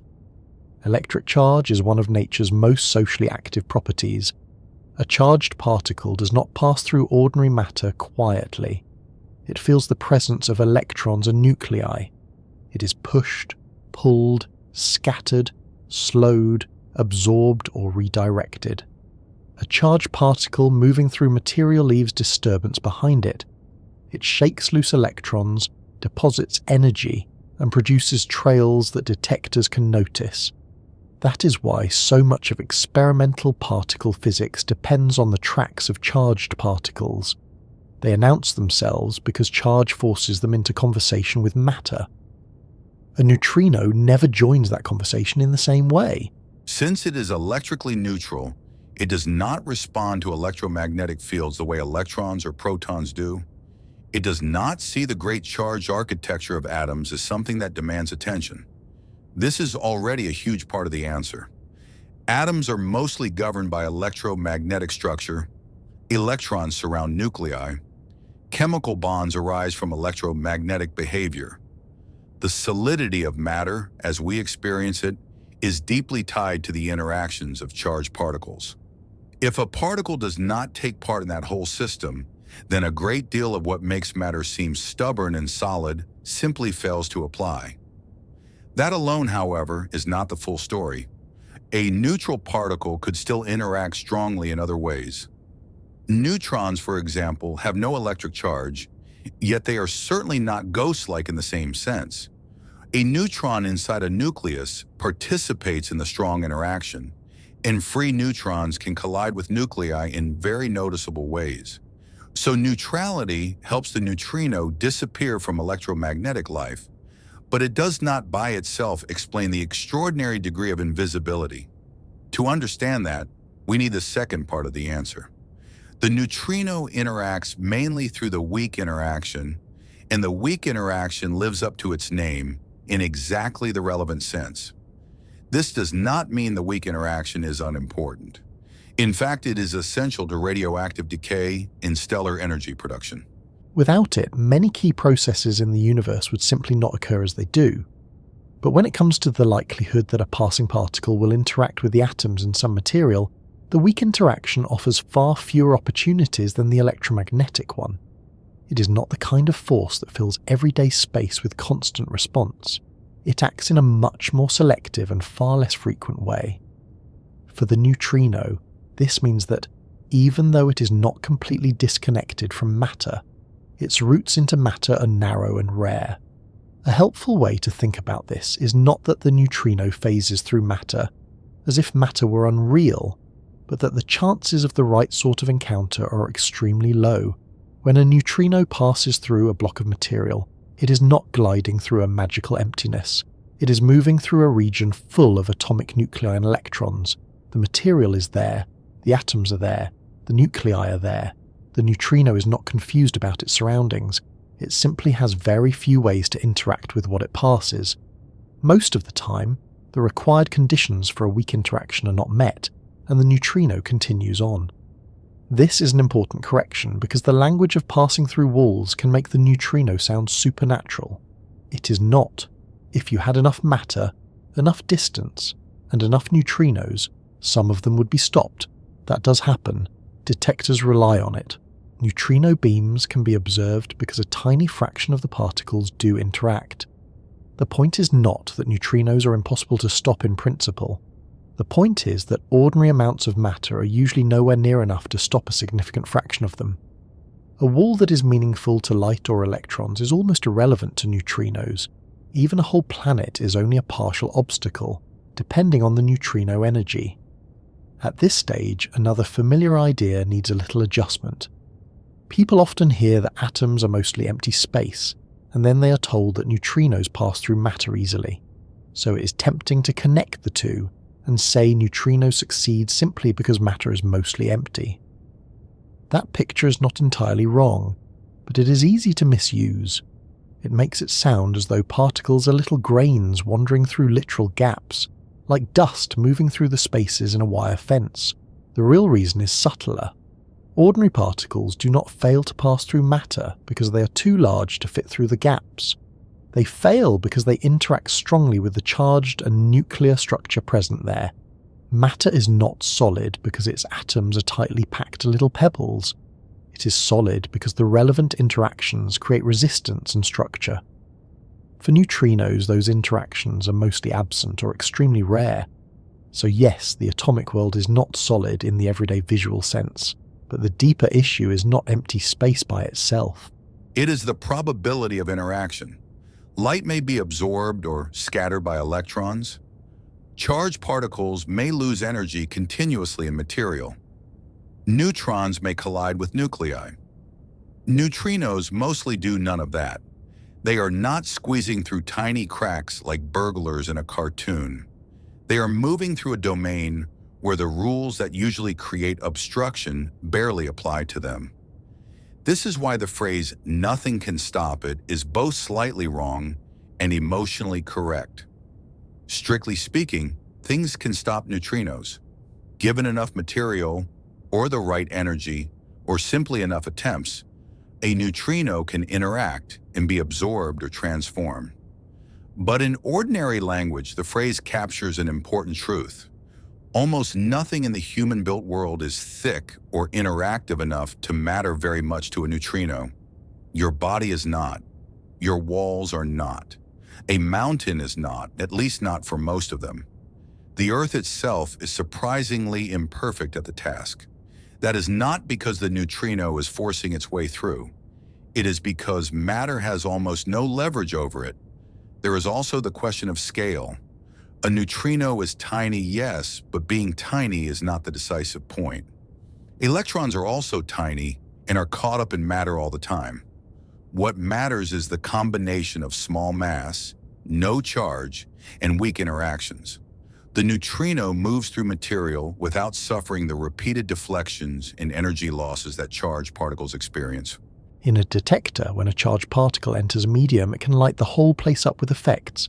It leaves a trail of influence. A neutrino usually leaves nothing. Then, on a very rare occasion, it interacts once.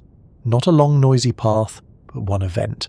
A brief flash, a recoil, a secondary particle. That is enough for science, but it is a very different kind of footprint. This is also why neutrino detectors are often so large, since the chance of interaction in any small amount of matter is tiny. The only sensible strategy is to give the neutrino many opportunities. Use a huge tank of water. Use a large volume of ice. Use a reservoir of specialized fluid or liquid argon. Put the detector underground so other particles are filtered out. Then wait. You're not making neutrinos easier to stop in any local sense. You're simply arranging enough target material that statistics will eventually reward your patience. The detector is like a very large field set up in the hope that one rare seed will land in it. Matter then barely notices neutrinos because matter usually has no practical way to engage them.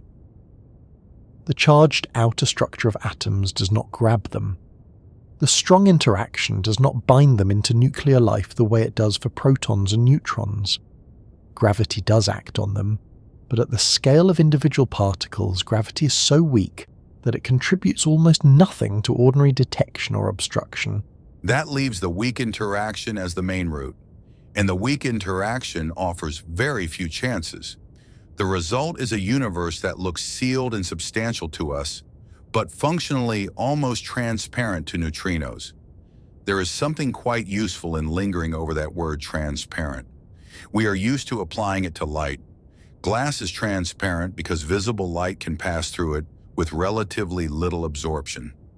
Water is partly transparent depending on depth and wavelength.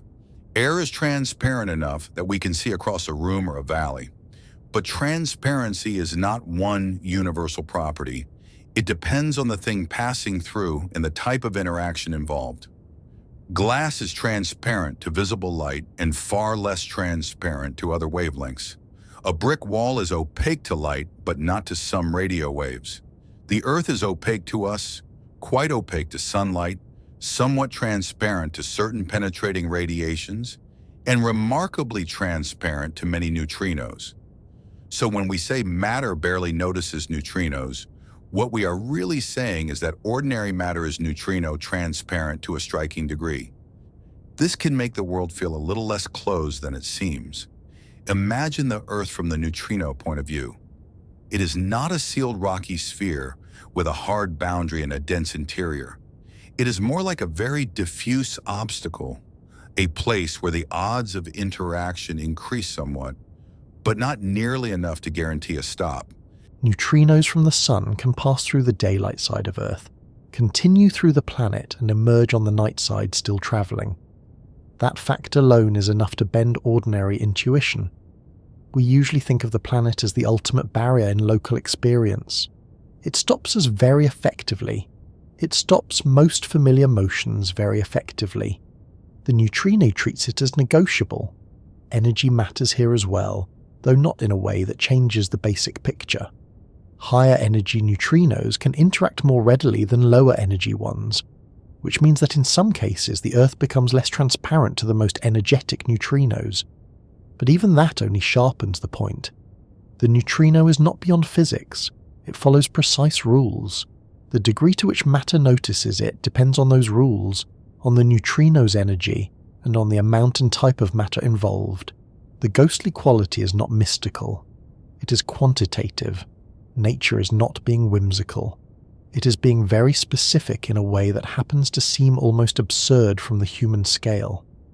Another useful comparison is with sunlight from the solar core. Light generated in the centre of the sun is trapped in a long, slow process of scattering and re-emission.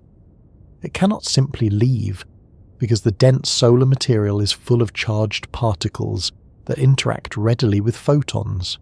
In effect, the sun is highly opaque to its own interior light. A neutrino born in that same core has a completely different experience. It is not delayed in the same way because the solar material has so few effective handles on it. So the very matter that traps light and defines the sun's internal structure is nearly helpless against neutrinos. That is why neutrinos can tell us about the solar core directly while photons cannot in the same immediate way. The same principle applies on Earth in a more intimate sense. Right now, neutrinos are passing through your body. That statement sounds dramatic, but the physical reason is plain by now. Your body is made of atoms. Those atoms are mostly structured through electromagnetic forces. The nuclei inside them are dense and real, but tiny compared with atomic scale distances. A charged particle travelling through your body would have all sorts of opportunities to interact. A neutrino has very few. It is not that your body is somehow failing at being matter. It is that the kind of matter you're made of was not designed by the universe to be an effective neutrino barrier. That can feel slightly unsettling at first, because it challenges a deep habit of thought. We like to imagine ourselves as solid occupants of solid surroundings. In most everyday situations, that works perfectly well. But the neutrino exposes the limits of that picture. Solidity is not an absolute property. It is a relationship between kinds of matter and kinds of interaction. You're solid to the chair because electromagnetic forces make you solid to the chair. You are not solid to a neutrino in the same way because the neutrino does not participate in that relationship. What feels like a hard boundary in one domain may barely exist in another. This is one of the reasons neutrinos are so philosophically satisfying without needing any mysticism attached to them. They show that reality depends on the rules of engagement. Matter is not just matter in one simple universal sense. It presents different faces to different particles. To an electron, a material may be dense, disruptive, and impossible to cross quietly. To a photon, it may be transparent or opaque, depending on wavelength. To a neutrino, it may be almost invisible. The world is not a fixed stage with one permanent texture. It is a network of interactions, and the texture depends on who is asking. And yet there is no need to become too dreamy about it, because the science is concrete. The neutrino is not teaching us that walls are unreal. Walls remain perfectly real for us, and your forehead is still not advised to test the matter personally. What the neutrino teaches is more precise. It teaches that the effectiveness of a barrier is always relative to the particle and interaction involved. Nature does not hand out one universal category called solid that means the same thing to everything. Instead, it gives particles different properties, and from those properties, a whole layered world of transparency and resistance emerges. Once that is understood, the scale of neutrino traffic becomes even more astonishing. If matter barely notices them, then enormous numbers can cross any ordinary object all the time without building up, bouncing off, or leaving dramatic evidence. That includes the air in your room, the ground beneath your feet, the walls around you, the planet below, and your own body in the middle of it all. And that is where the story starts to become wonderfully immediate, because the next step is not a bigger theory or a deeper detector, but the realization that this is not happening somewhere else or under rare laboratory conditions. It is happening here, constantly, in numbers so large that the ordinary world is being crossed by neutrinos every second, whether anyone thinks about them or not. Once you accept that matter barely notices neutrinos, a strange consequence follows almost immediately. If these particles are produced in enormous numbers by the sun, by the atmosphere, by radioactive processes in the Earth, and by distant cosmic events, and if ordinary matter offers them so little resistance, then there is only one honest conclusion. They are passing through you all the time. Not occasionally, not during some rare astronomical alignment, not only in laboratories or only when a detector is switched on. Right now, as you listen or read, neutrinos are moving through your body in immense numbers, and most of them do so without leaving the slightest sensation or visible trace. That statement has an almost theatrical quality the first time you hear it. It sounds like the sort of line science communicators like to use because it wakes people up a little, and that is fair enough, because it is a good line. But in this case, the dramatic phrasing is attached to a calm and literal truth. The world is full of neutrino traffic. The sun alone produces an enormous outward stream of them every second, and the Earth sits within that stream constantly. Those solar neutrinos cross the space between the sun and Earth, and then continue through the atmosphere, through buildings, through skin, through blood, through concrete, through stone, and through the planet itself with remarkable indifference. At the same time, atmospheric neutrinos produced above us by cosmic ray collisions are also arriving. Some come downward from the sky. Some were produced on the far side of the Earth and have crossed the whole planet before reaching this point. The Earth contributes a quieter share of antineutrinos from radioactive decay within its interior. All of these sources overlap. Reality is not merely sprinkled with neutrinos, it is saturated with them. The reason this feels so unintuitive is that abundance usually comes with visibility. If trillions of raindrops were passing through you every second, you would have noticed. If trillions of grains of sand were involved, you would have very strong opinions about it. If trillions of photons strike your eyes, you call that daylight. If trillions of air molecules stop moving around you, you call that a problem. In ordinary life, big numbers announce themselves by making a scene. Neutrinos break that expectation. They can be unimaginably numerous and still almost absent from experience because each individual one is so unlikely to interact. Their abundance does not pile up into sensory impact. It remains hidden behind low probability. There is something very educational in that because it shows how badly everyday instinct handles the microscopic world. Human beings are not naturally good at combining vast numbers with tiny chances. Our intuition does much better with objects we can see and forces we can feel. The neutrino sits in the territory where those instincts begin to fail.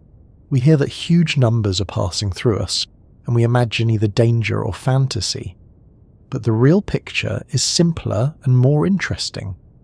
Most of those neutrinos are just continuing on their way because the odds that any one of them will interact with the atoms in your body are extraordinarily small.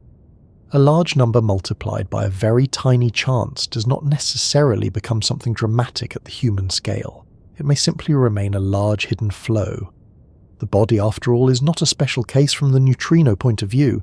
It is matter, yes, but it is matter of the ordinary atomic kind.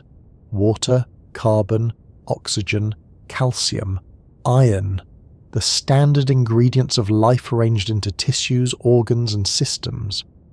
That makes your body wonderfully complex biologically, but not particularly impressive as a neutrino barrier. To a neutrino, you're not a sealed personal fortress. You're a thin and mostly negotiable region of atomic structure. So is your chair, so is the floor, so is the wall beyond it. Even the entire Earth, though much more substantial than a body or a room, is not a reliable stop for many neutrinos. Once that is clear, the fact that vast numbers pass through us becomes less like a trick and more like an obvious consequence of the rules. Still, obvious is not the same as comfortable. There is a mild emotional resistance to the idea.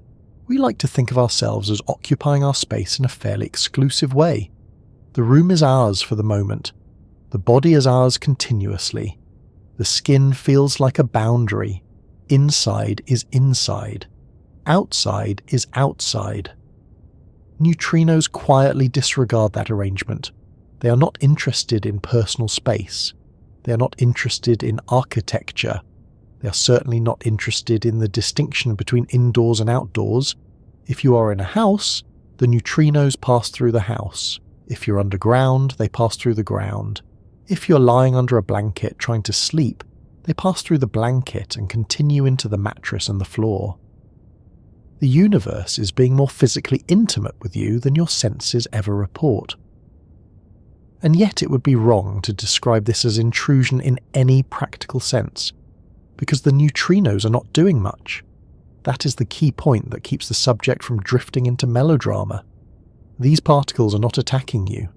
They are not wearing you down by sheer numerical persistence. Almost all of them pass through without effect. The flow is immense, but the interaction is slight. In fact, you have lived with this your entire life, as has every other living thing on Earth, and biological systems are not built around defending themselves against solar neutrinos, because there is almost nothing to defend against. If neutrinos interacted as readily as light or charged particles do, life on the surface of a planet near a star would be a very different proposition. Their ghostly quality is precisely what makes their abundance harmless in ordinary terms. It is useful here to imagine the Earth in sunlight, not as a quiet ball being warmed from one side, but as a target in a continuous flood of solar particles of several kinds. Light arrives, of course, and with it warmth and visibility. The solar wind arrives too, though the Earth's magnetic field and atmosphere shape what reaches the surface. But neutrinos arrive in a still more indifferent way. They are produced in the core where fusion happens, then they escape, spread through space, and strike the Earth from the sun's direction in vast numbers. On the day side they enter from above, On the night side, they may pass through the entire Earth first, and then emerge upward through the ground beneath you. This means that even when the sun has set and the room feels cut off from the sky, solar neutrinos are still present. Night does not stop them. Shade does not stop them. The planet itself mostly does not stop them. That detail has a lovely calming absurdity to it. We're used to night as a kind of closure. Light fades, colours flatten, the sky darkens. The day side of the world turns away from the sun. It feels as though the solar connection has been interrupted until morning, but neutrinos do not respect that mood. They continue to arrive. The sun is still passing through you from below in a sense, its hidden particles crossing oceans, rock, metal, foundations and bodies, as though the distinction between day and night were more psychological than physical. There is something almost funny about that. You close the curtains, switch off the lamp, and the star at the centre of the solar system still sends invisible traffic through your spine. What makes the scale so hard to absorb is that neutrinos do not accumulate. Most everyday large flows leave evidence because they either pile up, transfer energy, or cause repeated disturbance. Rain gathers in puddles, dust settles on shelves, heat warms surfaces, sound stirs the air and the ear. Neutrinos mostly do none of these things. They do not stack inside you. They do not build a neutrino layer in the sofa. They do not leave a glow in the wallpaper. They are a through-going traffic, not a deposit. The world is crossed by them, not filled up by them in any ordinary way. So the only reason we know the flow is there is because physics describes the processes that produce it, and because large detectors occasionally catch one of the rare interactions that confirm the stream. That leads to a nice change in perspective. You do not need to feel neutrinos in order to live in their weather. In fact, much of science works like this. We inhabit environments our senses only partly report.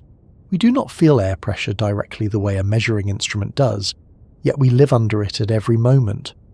We do not sense magnetic fields in any precise conscious way, yet they shape technology and planetary shielding. We do not naturally perceive bacteria, infrared radiation, radio waves, or the slow motion of tectonic plates. Human life is full of hidden conditions. Neutrinos are simply among the most extreme examples, hidden not because they are especially rare, but because they interact so little with the machinery of the body. That hiddenness is also why detectors have such an almost ceremonial role in neutrino physics. The detector stands in for the senses we do not have. It is a giant patient artificial organ waiting for the one rare moment when a neutrino does something noticeable. In a huge tank of water or ice, or a chamber filled with another suitable material, a neutrino may very occasionally interact and produce a flash or a secondary particle.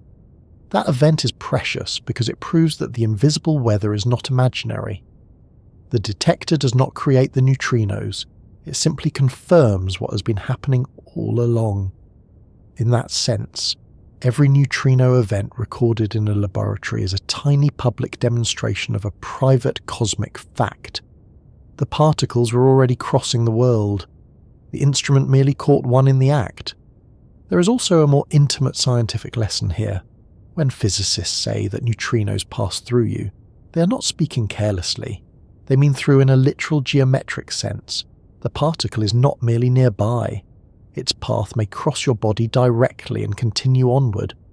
But because the chance of interaction is so tiny, the neutrino usually emerges from that crossing essentially unchanged, and you remain unchanged too. That is a very odd sort of coexistence. In the ordinary world, when one object passes through another, we call that either impossible or alarming. At the level of particle interactions, it is simply a reminder that our familiar concept of solid overlap belongs to a limited domain. Particles with the right properties can cross matter with very little consequence. It is tempting to ask whether all neutrinos are equally indifferent to us, and the answer is not quite. Their energies matter, and different sources produce different energy ranges. Some neutrinos are more likely to interact than others. Very high energy neutrinos, such as those associated with extreme cosmic environments, can be more readily detected because their chances of interaction are greater, and the resulting events can be more dramatic. But the broad picture remains. Even for those, matter is still far more transparent than intuition would suggest. The word right now in this section is therefore doing two jobs at once. It means the phenomenon is immediate and it means it is ordinary. Not in the sense of familiar, but in the sense of continuously happening under normal conditions. This is one of the reasons neutrinos are so good at changing how people picture the universe. The night sky encourages a sense of distance. Stars seem remote. Galaxies seem unreachable. Even sunlight, though essential, feels like something that arrives and stops at the surface of things. Neutrinos erase some of that distance. They make the cosmos physically present in a much more direct way. The sun is not just over there warming your skin. Particles born in its core are passing through your organs. Distant cosmic events are not merely points of light in a telescope. In rare cases, their neutrinos may one day cross your body on the way to a detector. The atmosphere is not simply above your head. It is a factory for particle showers that include neutrinos crossing downward and upward through the world you stand in. The universe is not just visible around you, it is materially in transit through you.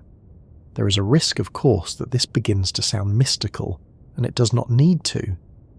The truth is more disciplined and more satisfying than mysticism. These are particles produced by known or partly known physical processes. Their paths can be estimated statistically. Their interactions can be calculated. Their effects are tiny and rare. The wonder comes not from anything supernatural, but from the scale mismatch between what is physically true and what human intuition expects. That mismatch is enough. We do not need to add anything dramatic to a reality in which stars quietly send untouchable particles through our bodies every second. Another reason the idea matters is that it teaches a lesson about evidence. No one would guess from direct sensation that trillions of neutrinos pass through them. The claim would sound unreasonable if offered without context. But science has earned the right to say such things precisely because it can connect production, theory, and detection into one coherent story. We know what processes in the sun produce neutrinos. We know reactors produce them. We know cosmic rays in the atmosphere produce them. We have built detectors that record the rare interactions. The statement about you, here and now, is not poetic license. It is the local consequence of a much larger verified framework. That is part of the dignity of science at its best. It does not ask to be believed because a fact sounds impressive. It shows why the fact follows. And perhaps the nicest part of all this is that the hidden flow does not make the world feel less real. It makes it richer. The room remains a room. Your body remains your body. The floor remains solid for every purpose that matters to your evening. But beneath that familiar stability, there is another layer of truth, one in which the Earth is transparent to star-born particles and every human being is being crossed by a cosmic current too subtle to feel. The ordinary world is not replaced by that deeper picture, it is enlarged by it. The same chair can be solid to you and transparent to neutrinos. The same planet can support cities and forests, and still fail to stop much of the traffic from the sun. Once you get used to that picture, another question naturally takes over. If so many neutrinos are passing through us every moment, and if they are so difficult to catch, how on earth do physicists manage to study them at all? How do you build an instrument for something that ignores almost everything and leaves only the rarest hint that it was ever there? That is where the story turns from invisible abundance to a very human form of stubbornness. Because the only way to meet a ghost particle halfway is to build places large enough, quiet enough, and patient enough to notice when one finally decides, however briefly, to interact. Once it becomes clear that neutrinos are passing through the world in enormous numbers, the next thought is almost painfully obvious. If there are so many of them, surely detecting them should not be impossible forever. There ought to be some way to put a target in their path and wait. and that is exactly what physicists did. But the deeper they thought about it, the stranger the practical problem became. A neutrino source could be abundant beyond imagination, and still the overwhelming majority of the particles would pass through any ordinary detector without doing anything at all. So the difficulty was never a shortage of neutrinos, it was the opposite. There were too many, far too many, and yet almost none of them would cooperate. That is why the search for neutrinos gradually moved underground. Not because neutrinos live underground, of course. They do not care about altitude in that way. They pass through sky, rock, water, steel, and human plans with equal calm. The reason for going underground was to escape everything else. The universe is noisy in particle terms. Cosmic rays strike the atmosphere and create showers of secondary particles. Radioactive materials in the environment emit signals of their own. Detector components themselves can contain trace impurities that produce unwanted events. If you are trying to notice a very rare neutrino interaction, the real enemy is not the absence of neutrinos. It is the presence of all the other little disturbances that can masquerade as one. So physicists did something that sounds almost monastic. They went down into mines, under mountains, and into deep ice and water. They built detectors in quiet places where thick layers of the Earth could screen out much of the ordinary particle clutter arriving from space. The rock overhead was not there to stop neutrinos. That would have been an absurd hope. The rock was there to stop the more sociable particles that actually do interact readily and would otherwise overwhelm the detector with distractions. In a sense, underground neutrino physics is the art of making the world quiet enough that one of nature's least communicative particles can be heard at all. There is something wonderfully human about that strategy. When reality speaks in a very low voice, the sensible response is not to demand that it become louder. The sensible response is to find a quieter room. That is what the underground laboratories became. Quiet rooms for the universe. Places where vast tanks of fluid or water or carefully chosen material could sit in darkness and wait for one rare event among billions upon billions of silent passings. The detector does not chase the neutrino. It listens for the tiny moment when the neutrino, almost by accident, brushes something hard enough to leave a sign. Some of the earliest great hunts were almost absurdly patient. Raymond Davis Jr. built one of the most famous solar neutrino experiments in a mine deep underground. The detector involved a large tank filled with a chlorine-rich cleaning fluid. The idea was that a neutrino arriving from the sun might, on a very rare occasion, interact with a chlorine atom and transform it into argon. Then the challenge became almost comically delicate. Those few argon atoms had to be extracted and counted, not measured by a splash or a blaze, but by chemically recovering traces of a transformation that had happened only a handful of times. This was science practiced at a level of patience that deserves real admiration. Nature was offering only the faintest hint, and Davis was willing to build an entire career around noticing it. The result was one of the most interesting puzzles in the history of neutrino physics. Solar neutrinos were detected, which was already remarkable. The sun really was sending out these particles from its core, just as theory said, but fewer were seen than expected. The detector appeared to be missing a significant portion of the solar neutrino stream. At first glance, that could have meant several things. Perhaps the model of the sun was wrong. Perhaps the detector was missing events. Perhaps something about neutrinos themselves was more complicated than expected. The underground hunt had not only caught the ghost, it had discovered that the ghost was behaving oddly. That pattern would repeat throughout neutrino science. Each time physicists built a better trap, the neutrino did not simply become ordinary. It revealed another layer of subtlety. But before those later surprises, it is worth lingering over the detectors themselves, because they are among the most elegant devices modern physics has produced. Their elegance is not decorative. It comes from the way they are matched to the problem. A neutrino detector has to do several things at once. It must present a large amount of target material because the chance of interaction is tiny. It must be sensitive to the products of that interaction. It must distinguish those products from background noise. And it must do all of this in a place quiet enough that the rare signal is not drowned out. Water turned out to be one of the most useful materials for this purpose. Large tanks of pure water can serve as vast transparent targets. If a neutrino interacts in the water and produces a charged particle moving fast enough, that particle can create a faint cone of light in the medium. Sensitive light detectors lining the walls can record that flash. This was the basis of experiments such as Kamiokande in Japan, originally designed for one purpose and then adapted into one of the world's great neutrino observatories.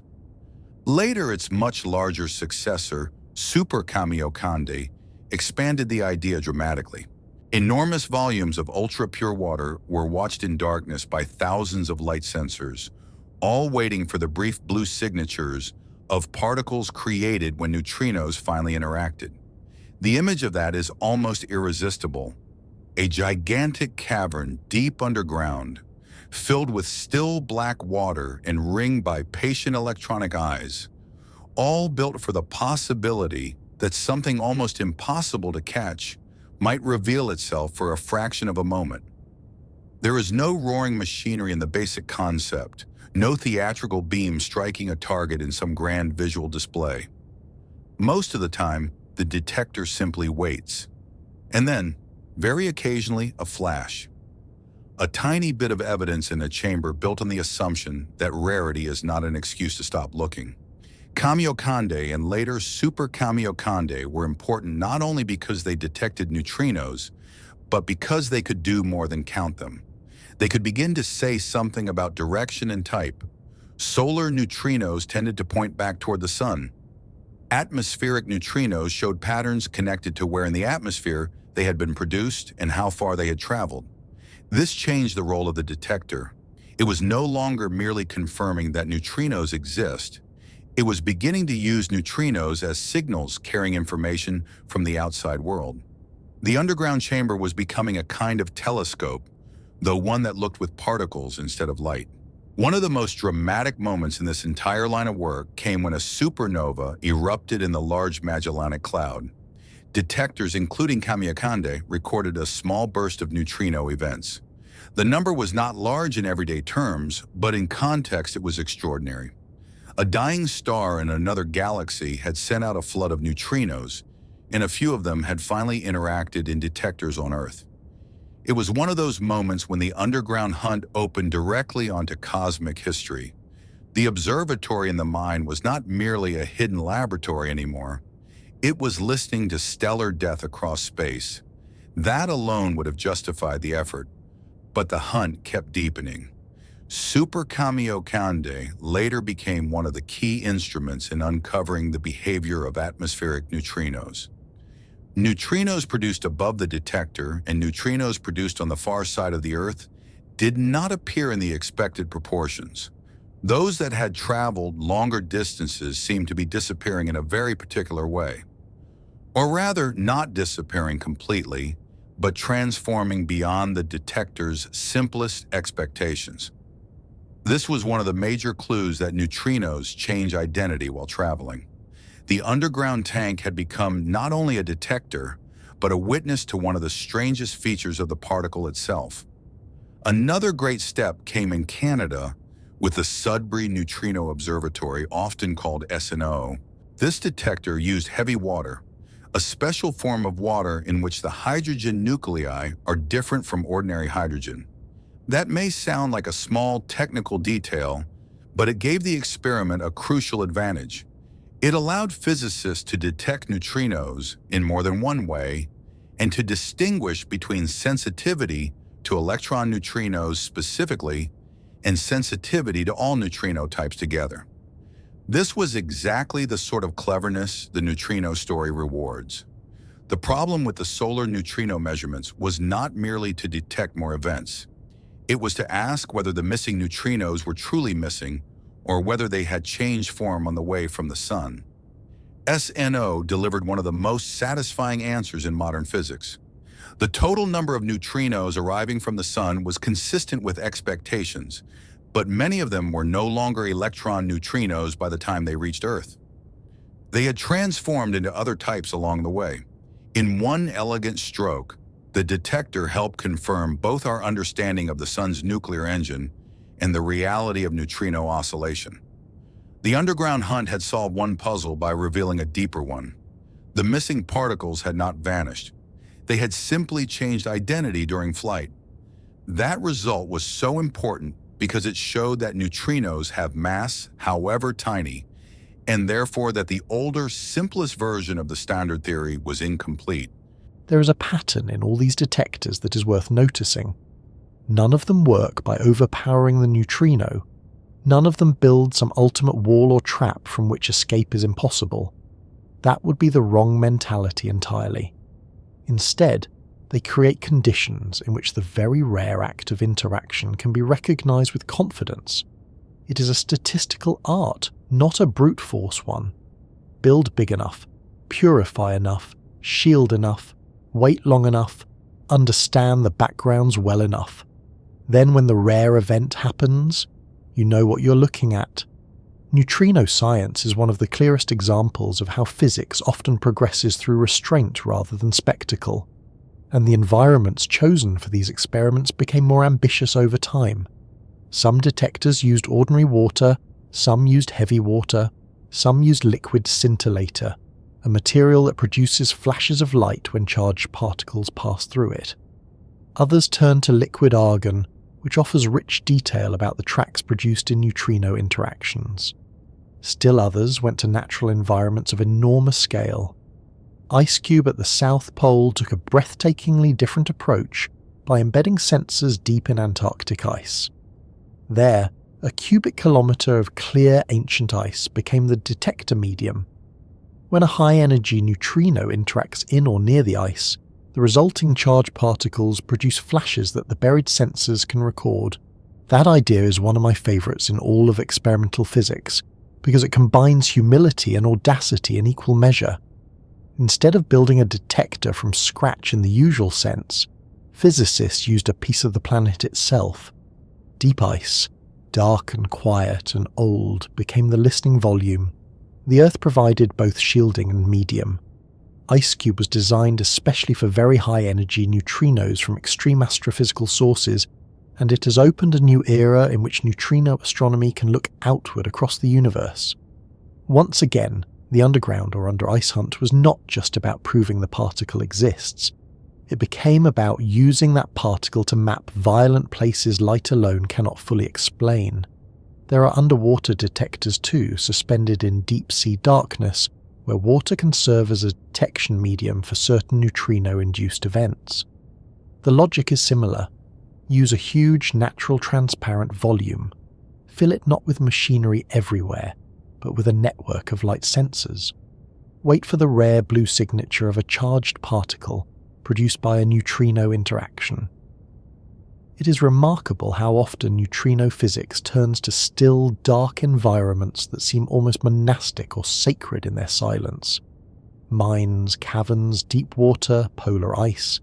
The detectors are built where the world is already quiet. What all of this tells you is that the Great Underground Hunt was never one experiment or one device. It was a philosophy of measurement. Accept that the particle is elusive. Accept that the signal is rare. Remove noise, increase target mass. Watch carefully. Let time do some of the work. This is why neutrino physics often seems so patient compared with other branches of science. The subject forces patience. There is no shortcut around the basic nature of the particle. If matter barely notices a neutrino, then your detector must compensate with size, purity, cleverness, and duration. There is also a more emotional side to these detectors that should not be ignored. They are monuments to trust in subtle reality. A mine shaft or mountain cavern can seem like an odd place to search for cosmic truth. Yet these hidden chambers have become some of the most sensitive windows onto the universe. They prove that observation does not always mean looking upward in the obvious sense. Sometimes, to understand the stars, you go underground. Sometimes, to study the most penetrating messengers in nature, you surround yourself with stone. It feels almost paradoxical, but only until you remember that the earth above is not there to block the signal you want. It is there to block the countless signals you do not. By now, the role of the underground hunt becomes clear. It did more than detect neutrinos. It transformed them from a theoretical necessity into a working branch of astronomy and particle physics. It allowed scientists to test models of the sun. It captured the first neutrinos from a supernova. It uncovered discrepancies in atmospheric neutrino counts. It resolved the solar neutrino problem by showing that neutrinos change flavour. It opened the path toward measuring their properties with increasing precision. The detectors became meeting places where the inner life of stars, the upper atmosphere, nuclear reactors, the Earth itself, and the distant violent universe all sent their faintest messages.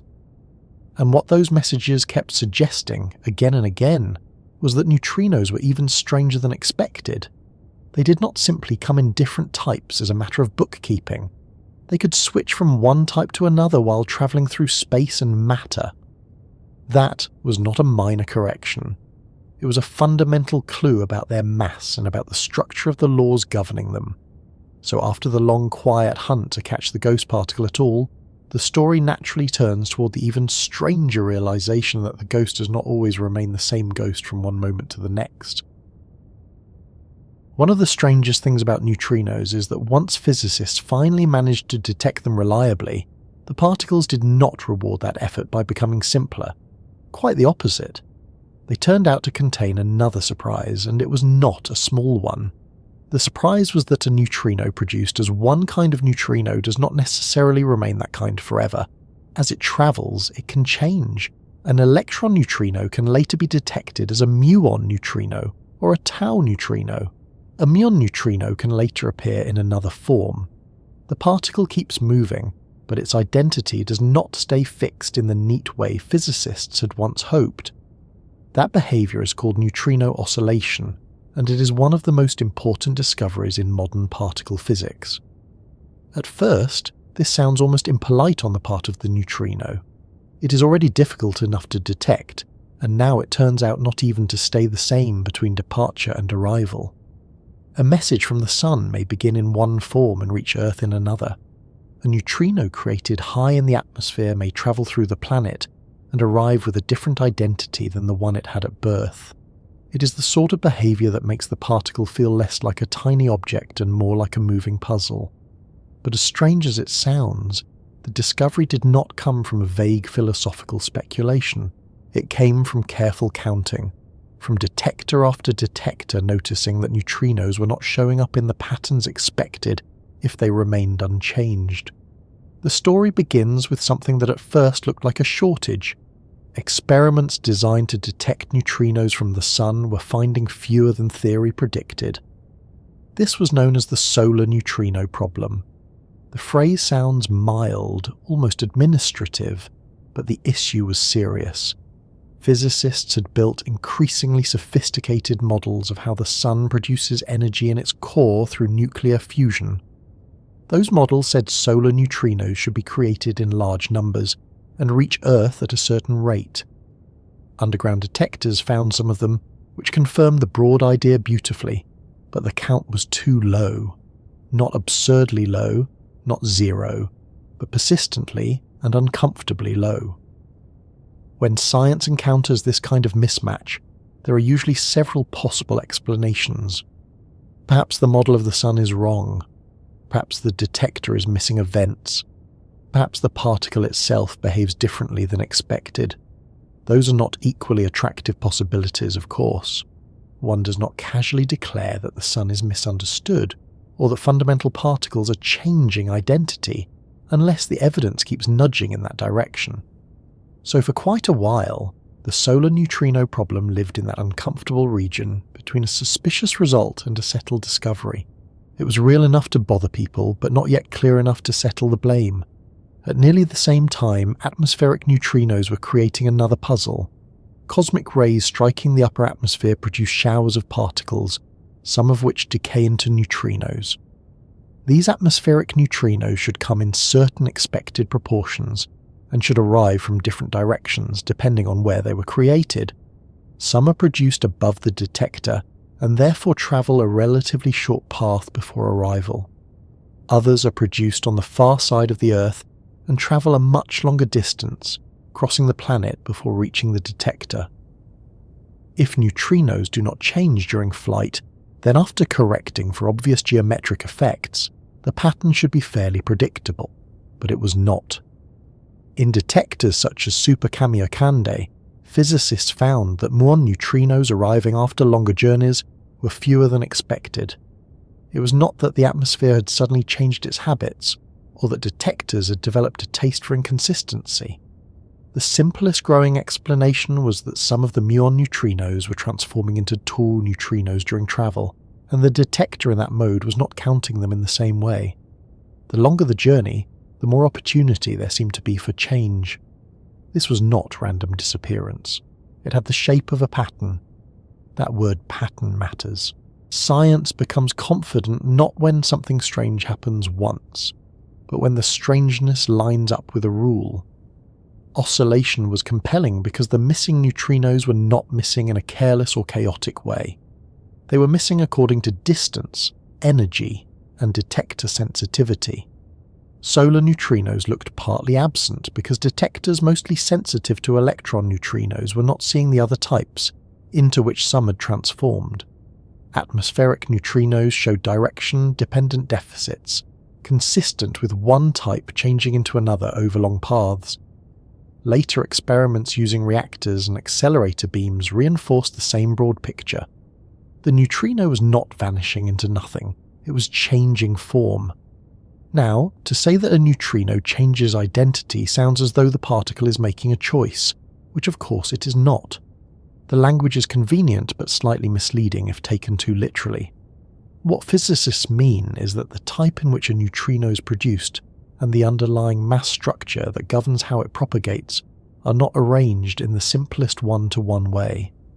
The neutrinos created in one of the familiar interaction types, such as electron neutrino or muon neutrino, because that is how weak interaction sort the bookkeeping. But as it moves through space, the state that evolves is tied to a more subtle combination related to mass. Over distance and time, the mixture shifts, so that the probability of detecting the neutrino later as one type or another changes. This is the essence of oscillation. That explanation is accurate, but it can sound dry, so it helps to slow down and say the same thing more gently. Imagine that nature has two different ways of labeling neutrinos. One label belongs to how they are born and how they are detected in weak interactions. That is where the names electron neutrino, muon neutrino, and tau neutrino come from. The other label belongs to how they actually travel through the universe, and that label is tied to their masses. The crucial point is that those two labeling systems do not line up neatly.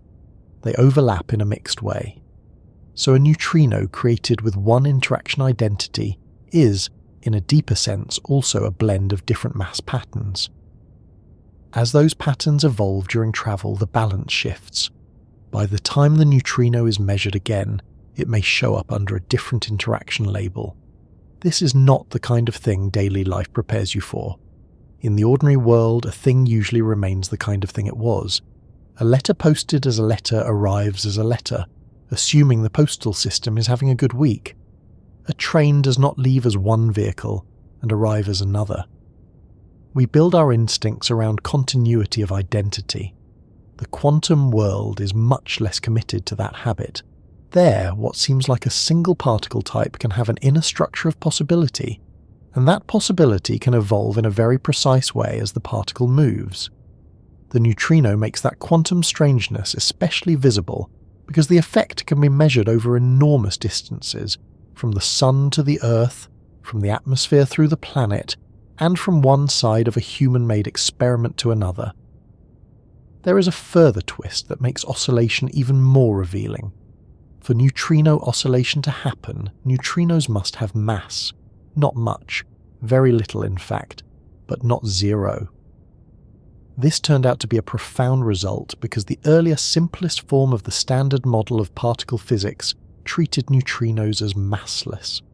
In that framework, oscillation would not occur in the way observed. So the discovery that neutrinos change identity was not merely an interesting personality trait of one odd particle. It was a direct sign that the standard model, successful though it had been, was incomplete. Nature was quietly pointing beyond the neatest early version of the theory. That is why the discovery was so important. It did not just solve the solar neutrino problem, it rewrote the meaning of the neutrino itself. Before oscillation was firmly established, one might have described neutrinos as elusive neutral particles produced in weak interactions, perhaps massless, certainly difficult to catch. After oscillation, that picture had to be expanded. Neutrinos became particles with tiny but real masses, and with a mixed internal structure that allows their detectable flavour to change during propagation. A particle that was already ghostly in its interactions now turned out to be fluid in identity as well. It is difficult to imagine a better example of a discovery that both clarifies one mystery and deepens another. The evidence for this transformation did not rest on one experiment alone, and that is one reason the conclusion became so secure. Super Kamiokande provided powerful evidence from atmospheric neutrinos, especially through the difference between short-path and long-path events. The Sudbury Neutrino Observatory then played a decisive role with solar neutrinos by showing that the total number of neutrinos from the Sun agreed with theory when all types were counted together, even though the number of electron neutrinos alone was lower. That meant the Sun was doing exactly what it should. The missing solar neutrinos had not been lost in transit, they had changed flavour. Reactor experiments such as CAMLAND later observed related effects over long baselines from nuclear power plants. Accelerator experiments sent beams over known distances and watched how the composition changed. Piece by piece, the case became overwhelming. There is something very satisfying in how this unfolded. The solar neutrino problem had once made it look as though either the Sun or the detector might be at fault. Instead, the answer was more elegant. The Sun was fine. The detector was fine. The neutrino was more subtle than either side had assumed. This is one of the lovelier outcomes in science, when two apparently conflicting truths turn out to be reconciled by a deeper third truth. The models of stellar fusion remained intact. The observations remained trustworthy. What changed was our understanding of the traveller between them. Oscillation also changes how we think about distance. For many particles, distance simply means more time to go from one place to another, and more chance to be absorbed or scattered. For neutrinos, distance can actively reshape what kind of neutrino you are likely to detect. The journey itself matters. A neutrino produced in the Sun and one detected on Earth are connected not only by travel, but by transformation during travel.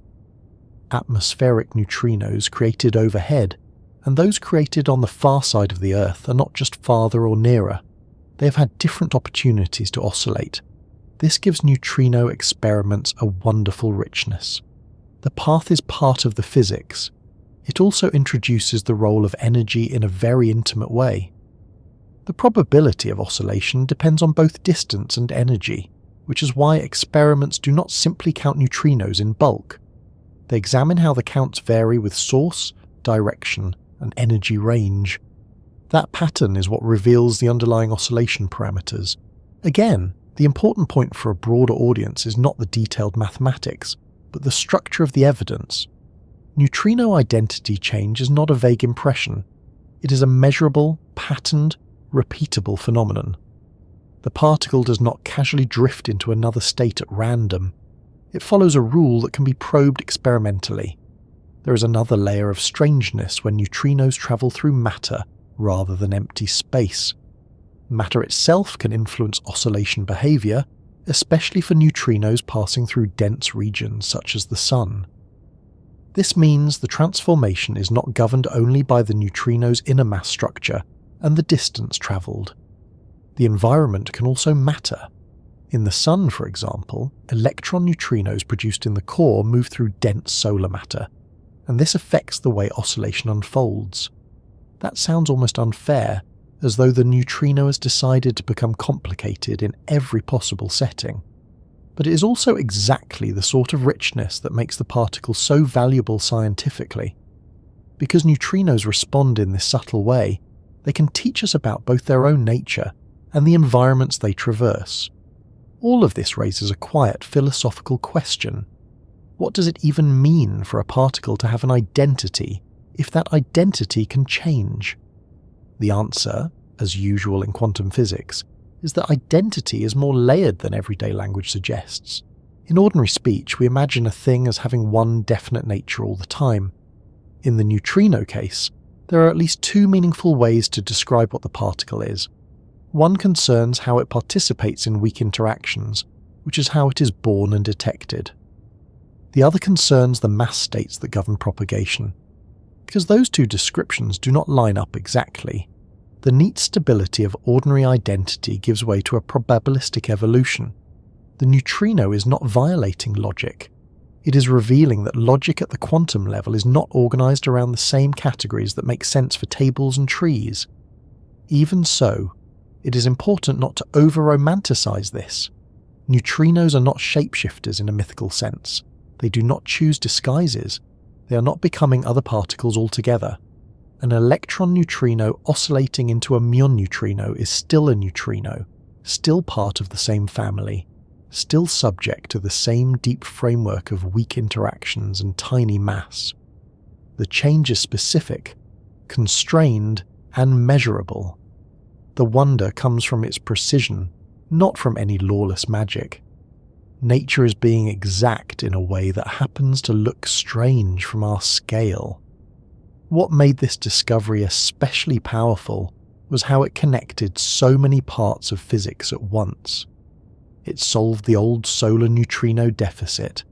It explained the atmospheric neutrino anomaly. It required non-zero neutrino masses.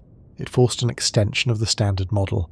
It opened a whole program of long baseline experiments in which beams of neutrinos are sent over large distances to watch how they transform. It also raised new questions.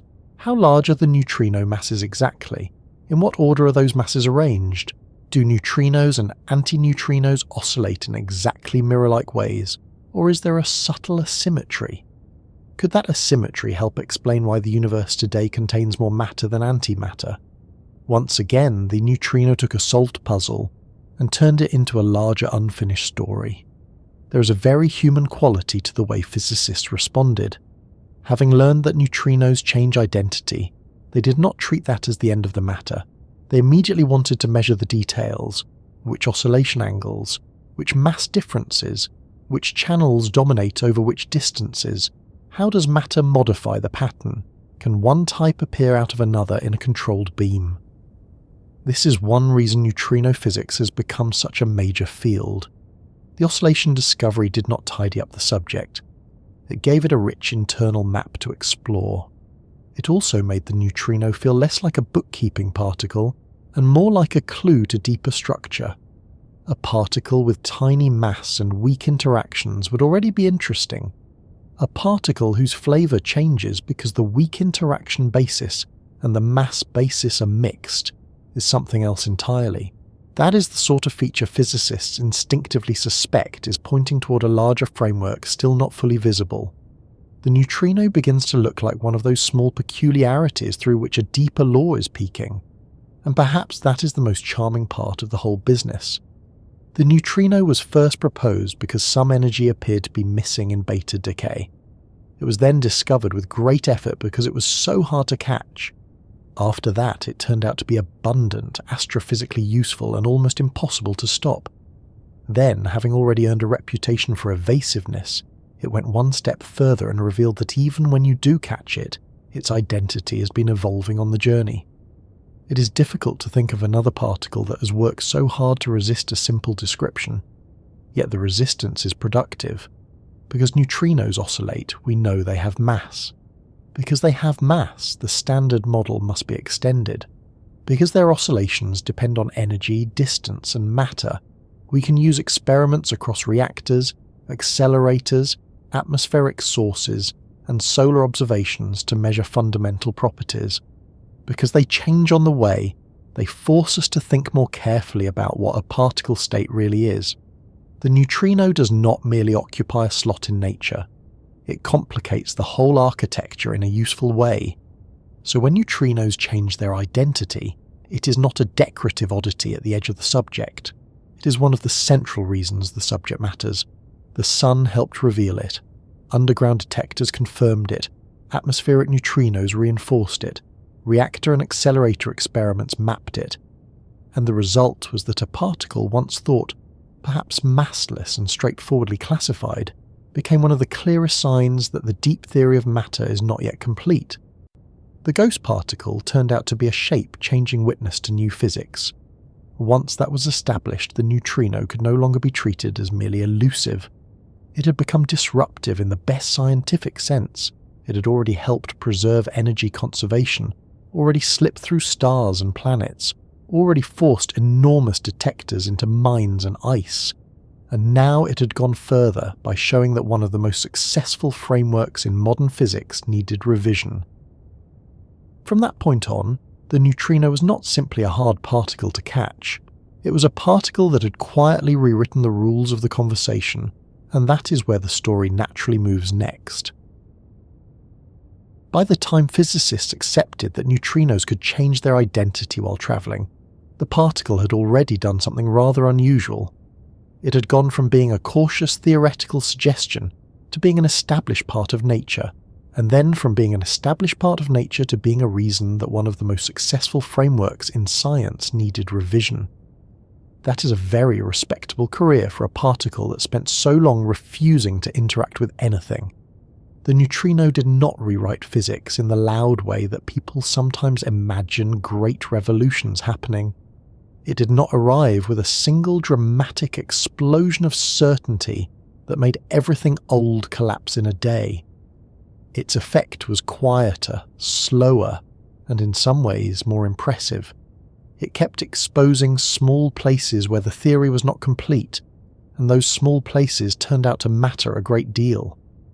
The first way it changed physics was almost paradoxical. It began by helping preserve an old principle rather than overturning one. When beta decay seemed to lose energy, the neutrino was proposed as the missing participant that carried the energy away. In that sense, it saved the conservation of energy in nuclear decay, so the particle's first major contribution to physics was conservative in the best sense. It protected the coherence of the theory. It allowed a confusing process to fit the rules rather than break them.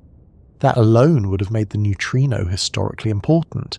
A particle that rescues one of the core bookkeeping principles of nature has already earned its keep. But then the story continued, and the neutrino began doing something more disruptive. Once it was detected and accepted as real, it became clear that it was not just a small patch on an old difficulty. It was a full member of the particle world, produced in stars, in reactors, in the atmosphere, in radioactive decay, and in violent cosmic events. That widened its role enormously. It was no longer just a theoretical fix to one awkward problem. It was part of the normal operation of the universe, and as soon as physicists tried to treat it as normal, it began to resist the simplest expectations. One of the most striking examples was the solar neutrino problem. The basic theory of how the sun shines had become increasingly solid. Nuclear fusion in the core should produce neutrinos in large numbers, and detectors on Earth should see them. When they saw fewer than expected, there were only so many places to look for the fault. The models of the sun might have been wrong, the detectors might have been incomplete, or the neutrino itself might have been more complicated than anyone had assumed. In the end, the neutrino turned out to be the source of the surprise. It was changing flavour in flight, which meant that detectors sensitive to one type would miss some of what the sun was actually sending. This was not merely a correction to solar physics. It was a direct challenge to the simplest version of particle physics. That challenge mattered because the standard model of particle physics, for all its triumphs, had originally placed neutrinos in a particularly simple role. They were massless in the cleanest early formulation. They participated in weak interactions and could be classified neatly by flavour. It was elegant, it worked for a great many things, and then nature, through the behaviour of neutrinos, indicated that elegance had been purchased at the cost of leaving something out. Oscillation means non-zero mass. There is no easy way around that, so one of the greatest theoretical structures in modern science had to be extended because of a particle that almost never interacts and took decades to detect properly. There is something delightful about that. The least sociable particle in the family turned out to be one of the most politically disruptive. That is one sense in which the neutrino helped rewrite physics. It forced the standard model to become less final. It did not destroy the theory. That is important. The standard model remains extraordinarily successful.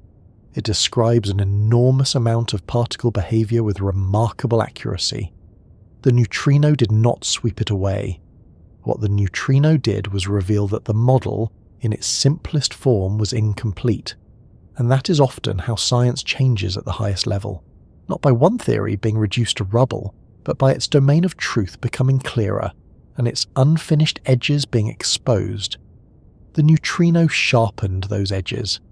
The discovery of neutrino mass was especially important because mass in particle physics is never just a number on a label. It points toward mechanism. It raises the question of where that mass comes from and why it has the value it does. Electrons have mass, quarks have mass. The Higgs mechanism provides an important part of that story within the standard model. But neutrinos are peculiar because their masses are so astonishingly small compared with those of other known matter particles. That tiny scale suggests that something deeper may be going on. Physicists do not usually trust extreme numerical imbalance to be meaningless. When one particle is many orders of magnitude lighter than another related one, there is often a reason, and the reason may lead beyond current theory. So the neutrino did not just tell physicists that mass exists where they thought there was none. It also asked why that mass is so tiny. That question has driven a great deal of theoretical work. Perhaps neutrino masses arise through a different mechanism than the one most familiar from other particles. Perhaps the neutrino has a special status connected to much higher energy physics, hidden symmetries, or very heavy partner particles that do not appear directly in ordinary experiments. Perhaps its small mass is a low energy clue to a much grander structure. This is one reason neutrinos are so exciting to theorists.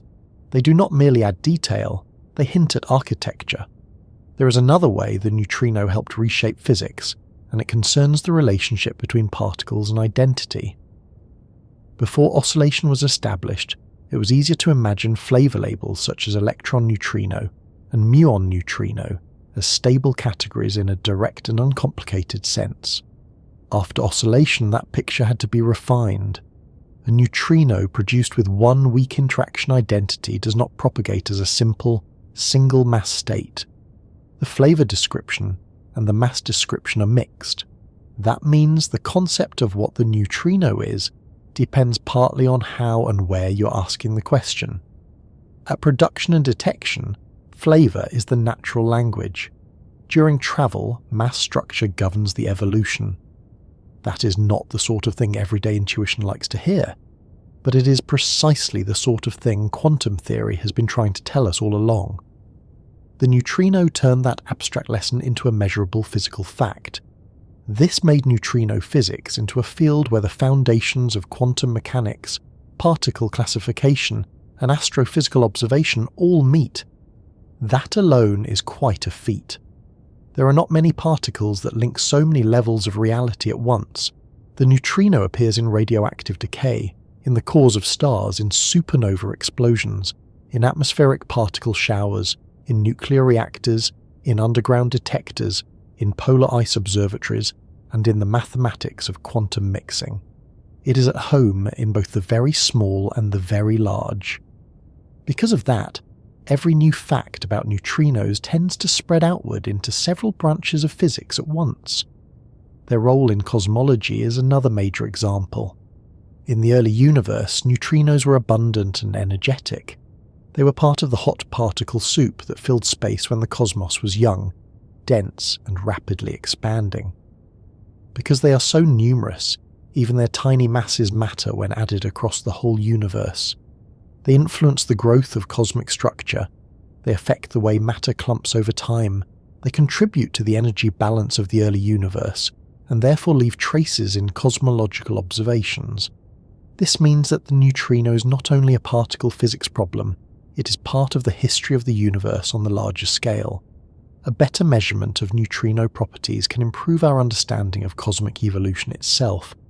This also creates a beautiful feedback loop between different sciences. Particle experiments measure oscillation patterns, mass differences, and interaction rates. Astrophysical observations study stars, supernovae, and energetic cosmic sources. Cosmology looks at large-scale structure and relic radiation from the early universe. All three domains touch the neutrino. The particle acts as a point of exchange between them. So when the neutrino rewrites physics, it does not rewrite just one page.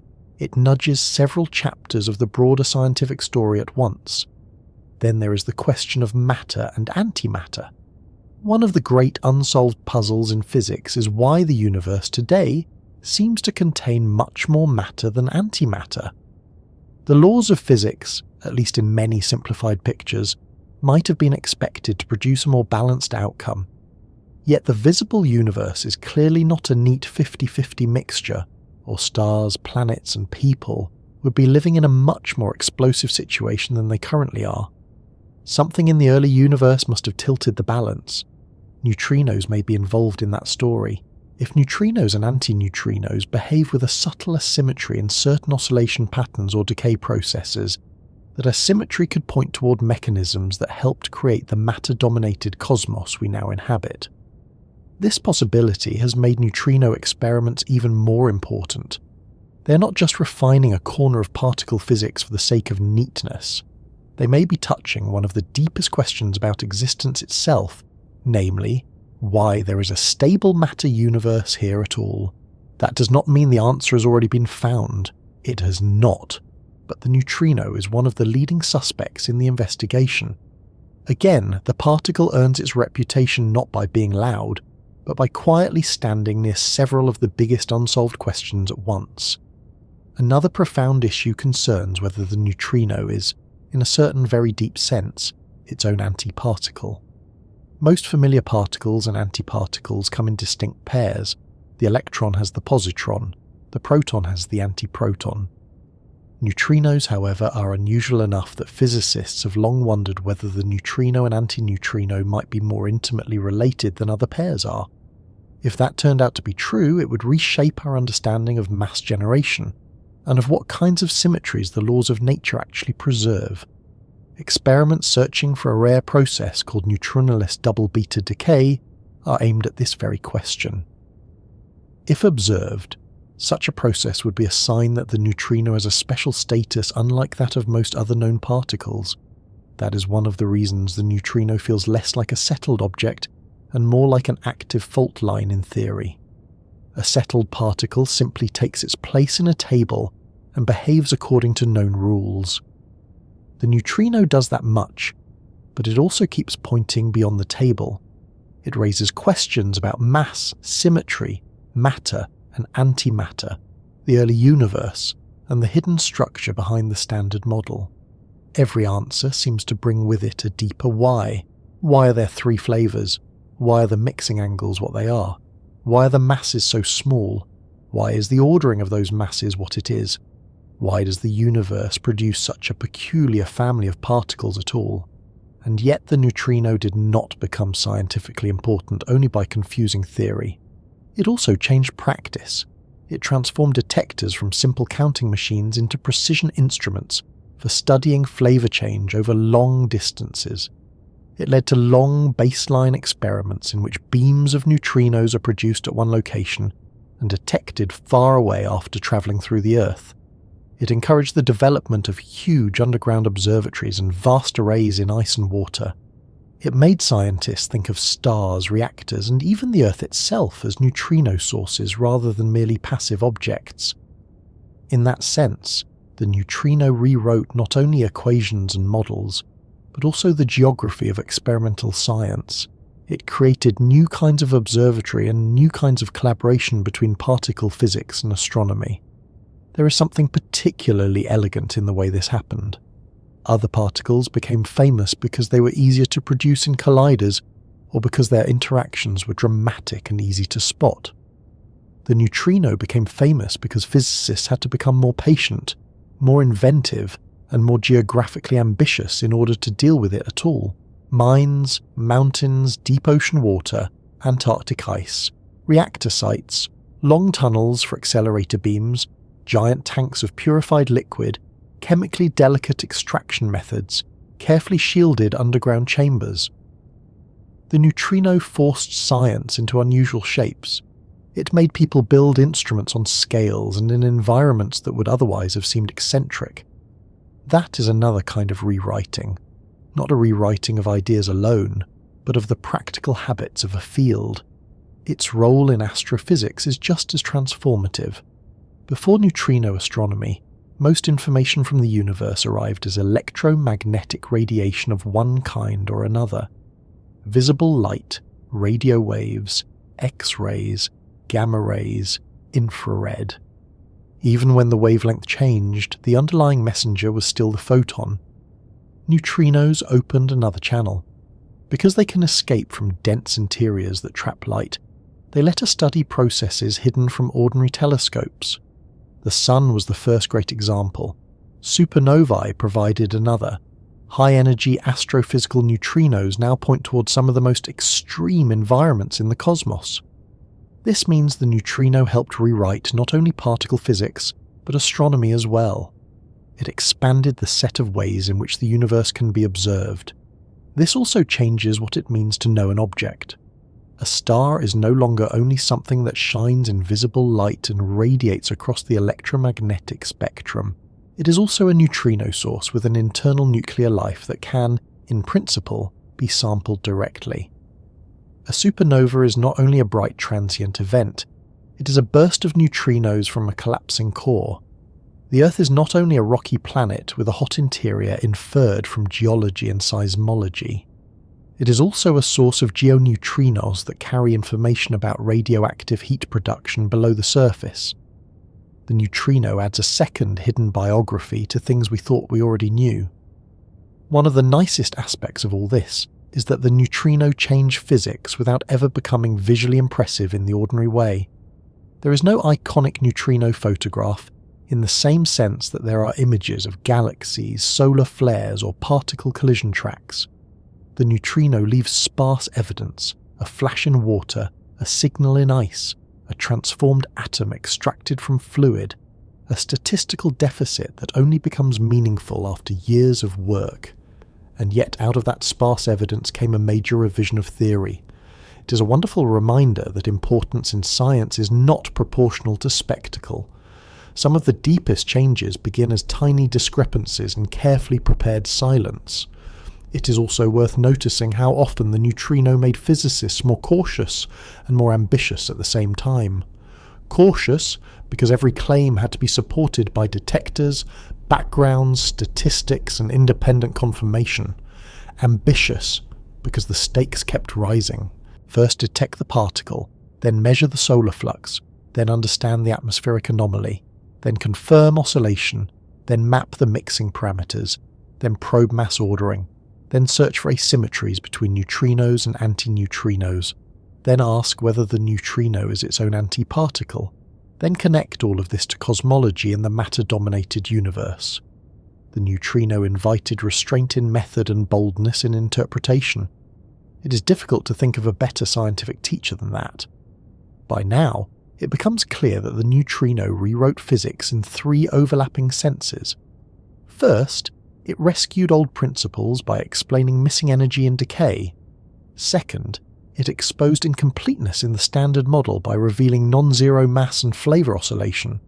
Third, it opened paths toward still deeper questions about symmetry, mass generation, cosmic evolution, and the origin of matter itself. It is rare for one particle to occupy all three roles. Usually a discovery belongs mostly to one moment in science. The neutrino seems to belong to several at once. And still, the most charming part may be the mismatch between the scale of its influence and the style of its behaviour. Here is a particle that barely interacts, slips through stars, crosses planets, changes flavour on the way, and quietly forces theorists to rethink some of their cleanest assumptions. It is almost comically understated. If it had been designed by a novelist, someone might accuse the novelist of being too pleased with the irony. Yet nature did it first. The least graspable particle became one of the most revealing. This is why the neutrino remains such an active frontier. Physics is not done with it. Not even close. Larger detectors are being built. More precise beams are being planned and measured. Underground laboratories continue listening. Ice and water observatories continue watching for high-energy events. Cosmologists continue using the large-scale universe to constrain neutrino properties. The particle sits at the intersection of established fact and unfinished explanation. That is usually where the most interesting science lives. So when people say the neutrino helped rewrite physics, that is not a ceremonial compliment offered after the fact. It is a literal description of what happened. The particle changed how physicists think about mass, identity, detection, stars, cosmic explosions, the early universe, and the limits of the standard model. It gave one of the strongest demonstrations that the world is both more coherent and stranger than our first theories suggest. And it did all of that while still behaving with the same maddening restraint it always had, passing through ordinary matter as though most of the universe were barely worth the interruption. Which brings us naturally to the final piece of the picture, because after everything else the neutrino has done, there is still one feature that continues to define its personality more than any other. It is still the particle that matter barely manages to stop. It is still the quiet traveller that crosses rooms, mountains, oceans, planets and stars with astonishing ease. And once you see how much physics has already had to change just to account for that one small ghostly particle, the question of why almost nothing can stop it begins to matter in a much larger way than it first seemed.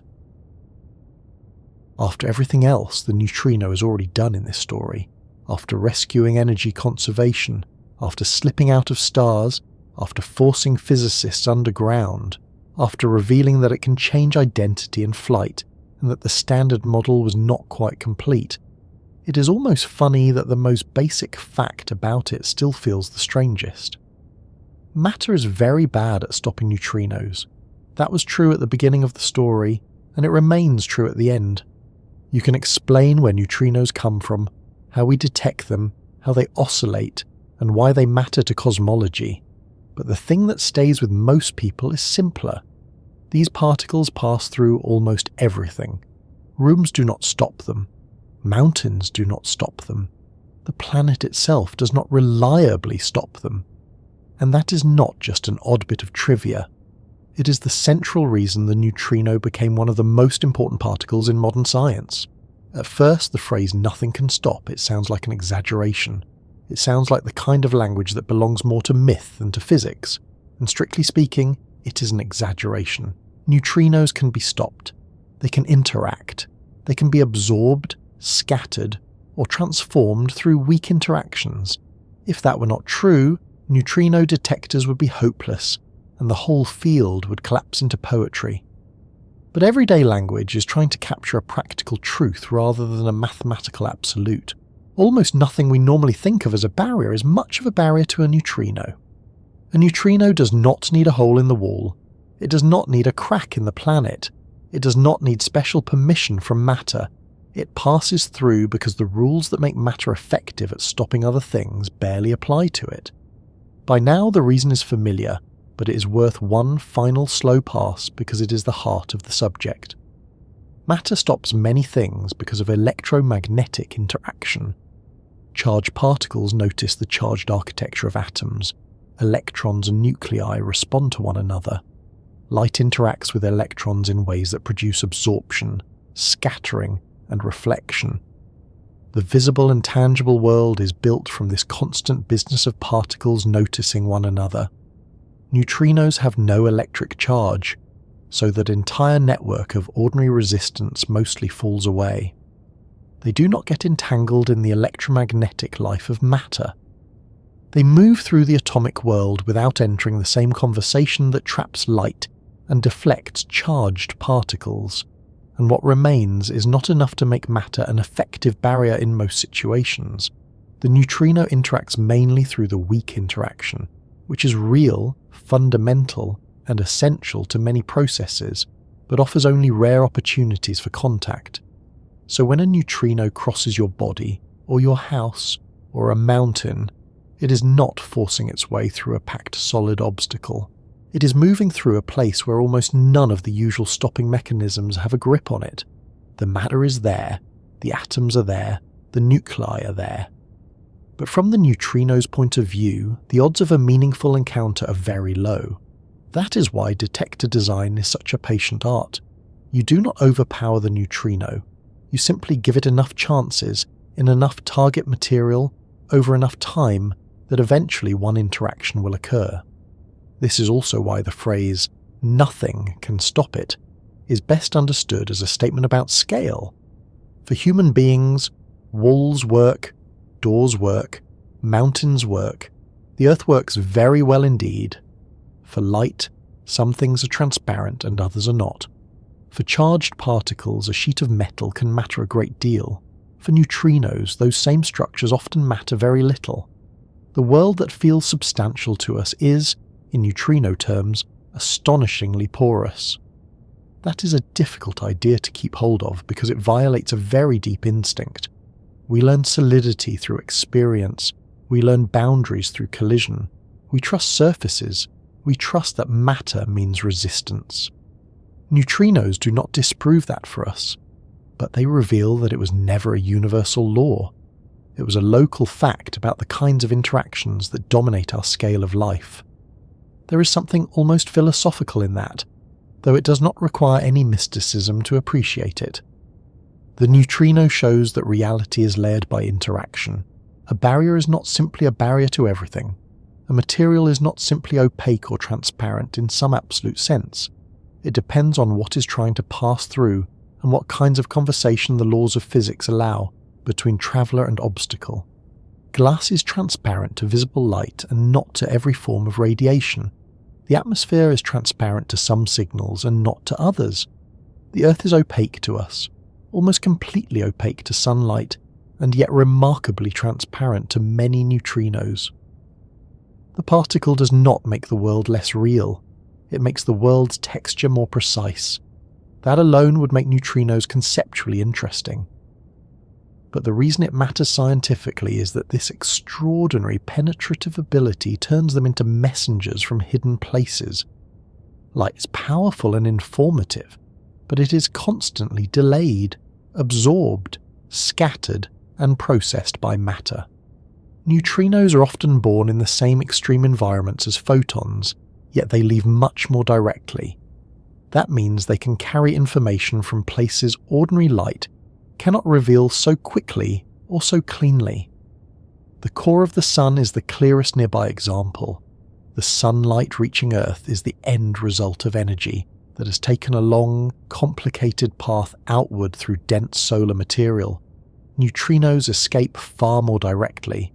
They tell us what is happening in the solar interior almost in real time compared with the slow wandering of photons inside the star. The same is true, even more dramatically, in supernovae. When a massive star collapses, the visible explosion is only part of the story. Deep inside, a vast burst of neutrinos is released. Those neutrinos carry away much of the energy of the event and can escape from regions that light cannot leave in the same immediate way. So when detectors on Earth catch supernova neutrinos, they are receiving one of the earliest and most direct reports from the core collapse itself. That is only possible because almost nothing can stop the particles on their way out. Their ghostly behaviour, which makes them so difficult to study, is exactly what makes them so scientifically precious. The problem and the gift are the same thing. This is one of the most beautiful patterns in the entire story. The neutrino is useful because it is elusive. If it interacted more strongly, it would be easier to detect, but it would also be far less informative as a messenger from hidden environments. It would get trapped, delayed, and altered more easily. It would start behaving more like every other signal. The very property that frustrates experiments is what gives the particle its value. Nature has handed us a nearly perfect courier from dense interiors and violent processes, then insisted that we earn every message through enormous patience. There is something rather fair about that. The universe did not make neutrinos easy because their usefulness depends on them being hard to stop. That same property also stretches physics across scale in a remarkable way. The neutrino belongs to the tiny world of weak interactions and minute masses, yet its ability to cross matter, nearly unhindered, gives it importance on the scale of stars, galaxies, and the whole cosmos. It affects stellar evolution. It escapes from core collapse events. It carries energy away from hot, dense regions. It appears in the early universe in huge abundance. Because there are so many neutrinos, even their tiny masses influence the growth of cosmic structure. So the reason nothing can stop the neutrino is not a niche detail about one difficult particle. It is part of the reason that particle reaches into astrophysics and cosmology at all. It matters for another reason too. The neutrino is a permanent reminder that the universe is under no obligation to be built around human senses. We notice what affects us strongly. We evolved to care about surfaces, weight, sound, heat, light, danger, and motion. We did not evolve to notice weakly interacting neutral particles from stellar cores, so when neutrinos pass through us by the trillions every second and we feel absolutely nothing, that can seem uncanny. But the deeper lesson is not that the neutrino is spooky. The lesson is that human experience is a very narrow report on reality. The world includes immense ongoing processes that leave us physically untouched and psychologically unaware unless science teaches us to notice them indirectly. This is why neutrinos change how people imagine the cosmos. Before learning about them, it is easy to think of the universe as arranged in neat separations. There is Earth here, space out there, the sun over there, distant stars much farther away. Once neutrinos enter the picture, those separations become less absolute. The interior of the sun is not merely something we infer from light and theory. It is sending particles through the Earth right now. Distant cosmic events are not merely remote spectacles on a telescope image. Their neutrinos may eventually pass through the planet and perhaps through your body.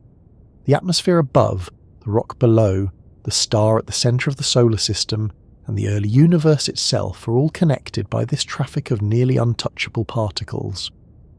The neutrino makes the universe feel more continuous and more physically present, and that matters emotionally as well as scientifically. There is something calming in realising that the ordinary world is richer than it looks without becoming chaotic or threatening because of it.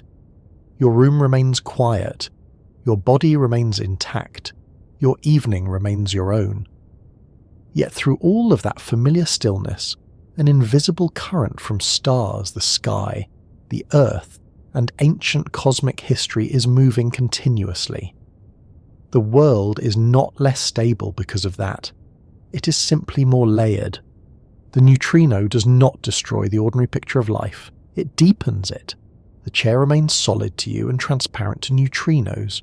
The planet remains a home and also a sieve for ghost particles. Both descriptions are true at once.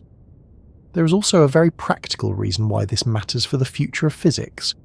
Because neutrinos are so hard to stop, every improvement in detecting them opens a new observational window.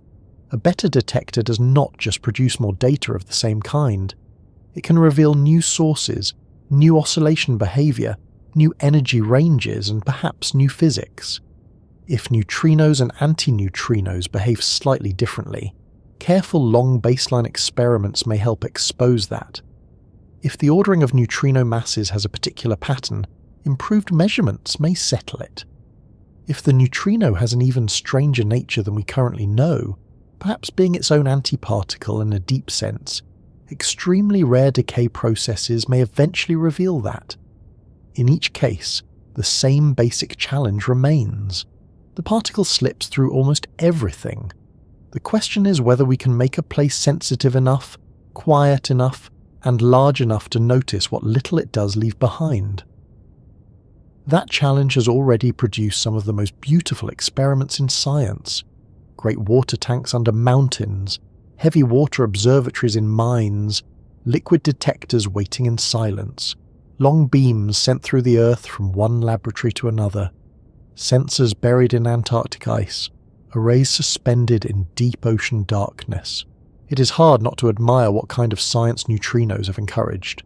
They reward patience, scale, precision, and humility. They do not care how confident you sound. They care whether your detector is good enough and your background estimates are honest. In that sense, the fact that almost nothing can stop them has made physicists better listeners. It has also made them better at thinking across disciplines. Neutrino science is not confined to one intellectual room. It touches nuclear physics, particle physics, detector engineering, astronomy, cosmology, geology, and the study of stellar evolution. A particle that no wall can stop also refuses to respect the usual borders between subjects. The same neutrino may begin in a nuclear reaction, travel through astrophysical space, be measured by a particle detector, and contribute to a cosmological model. That is a rare kind of unity.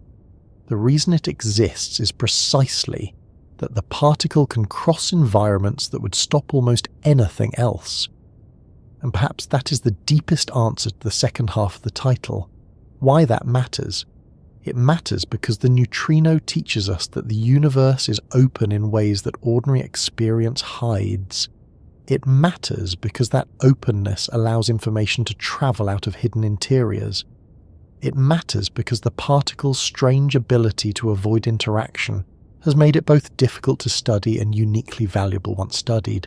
It matters because by following neutrinos, physicists have discovered that mass exists where they once thought it did not, that identity can evolve during flight, and that some of the cleanest early versions of fundamental theory were unfinished. It matters because the same ghostly property that lets neutrinos slip through planets also lets them connect the smallest scales of weak interactions to the larger scales of cosmic history. Most of all, it matters because the neutrino is one of the best examples of how science advances when reality refuses to match common sense. Common sense says solid things stop other things. Common sense says if something is abundant, it should be obvious. Common sense says a particle should stay the kind of particle it was when it began. Neutrinos disagree on all three counts. Matter barely stops them. They are abundant and almost invisible. They can change flavour on the journey. None of that makes the universe irrational. It makes it larger than our instincts. The neutrino does not break the rules. It reveals rules we would never have guessed from daily life alone.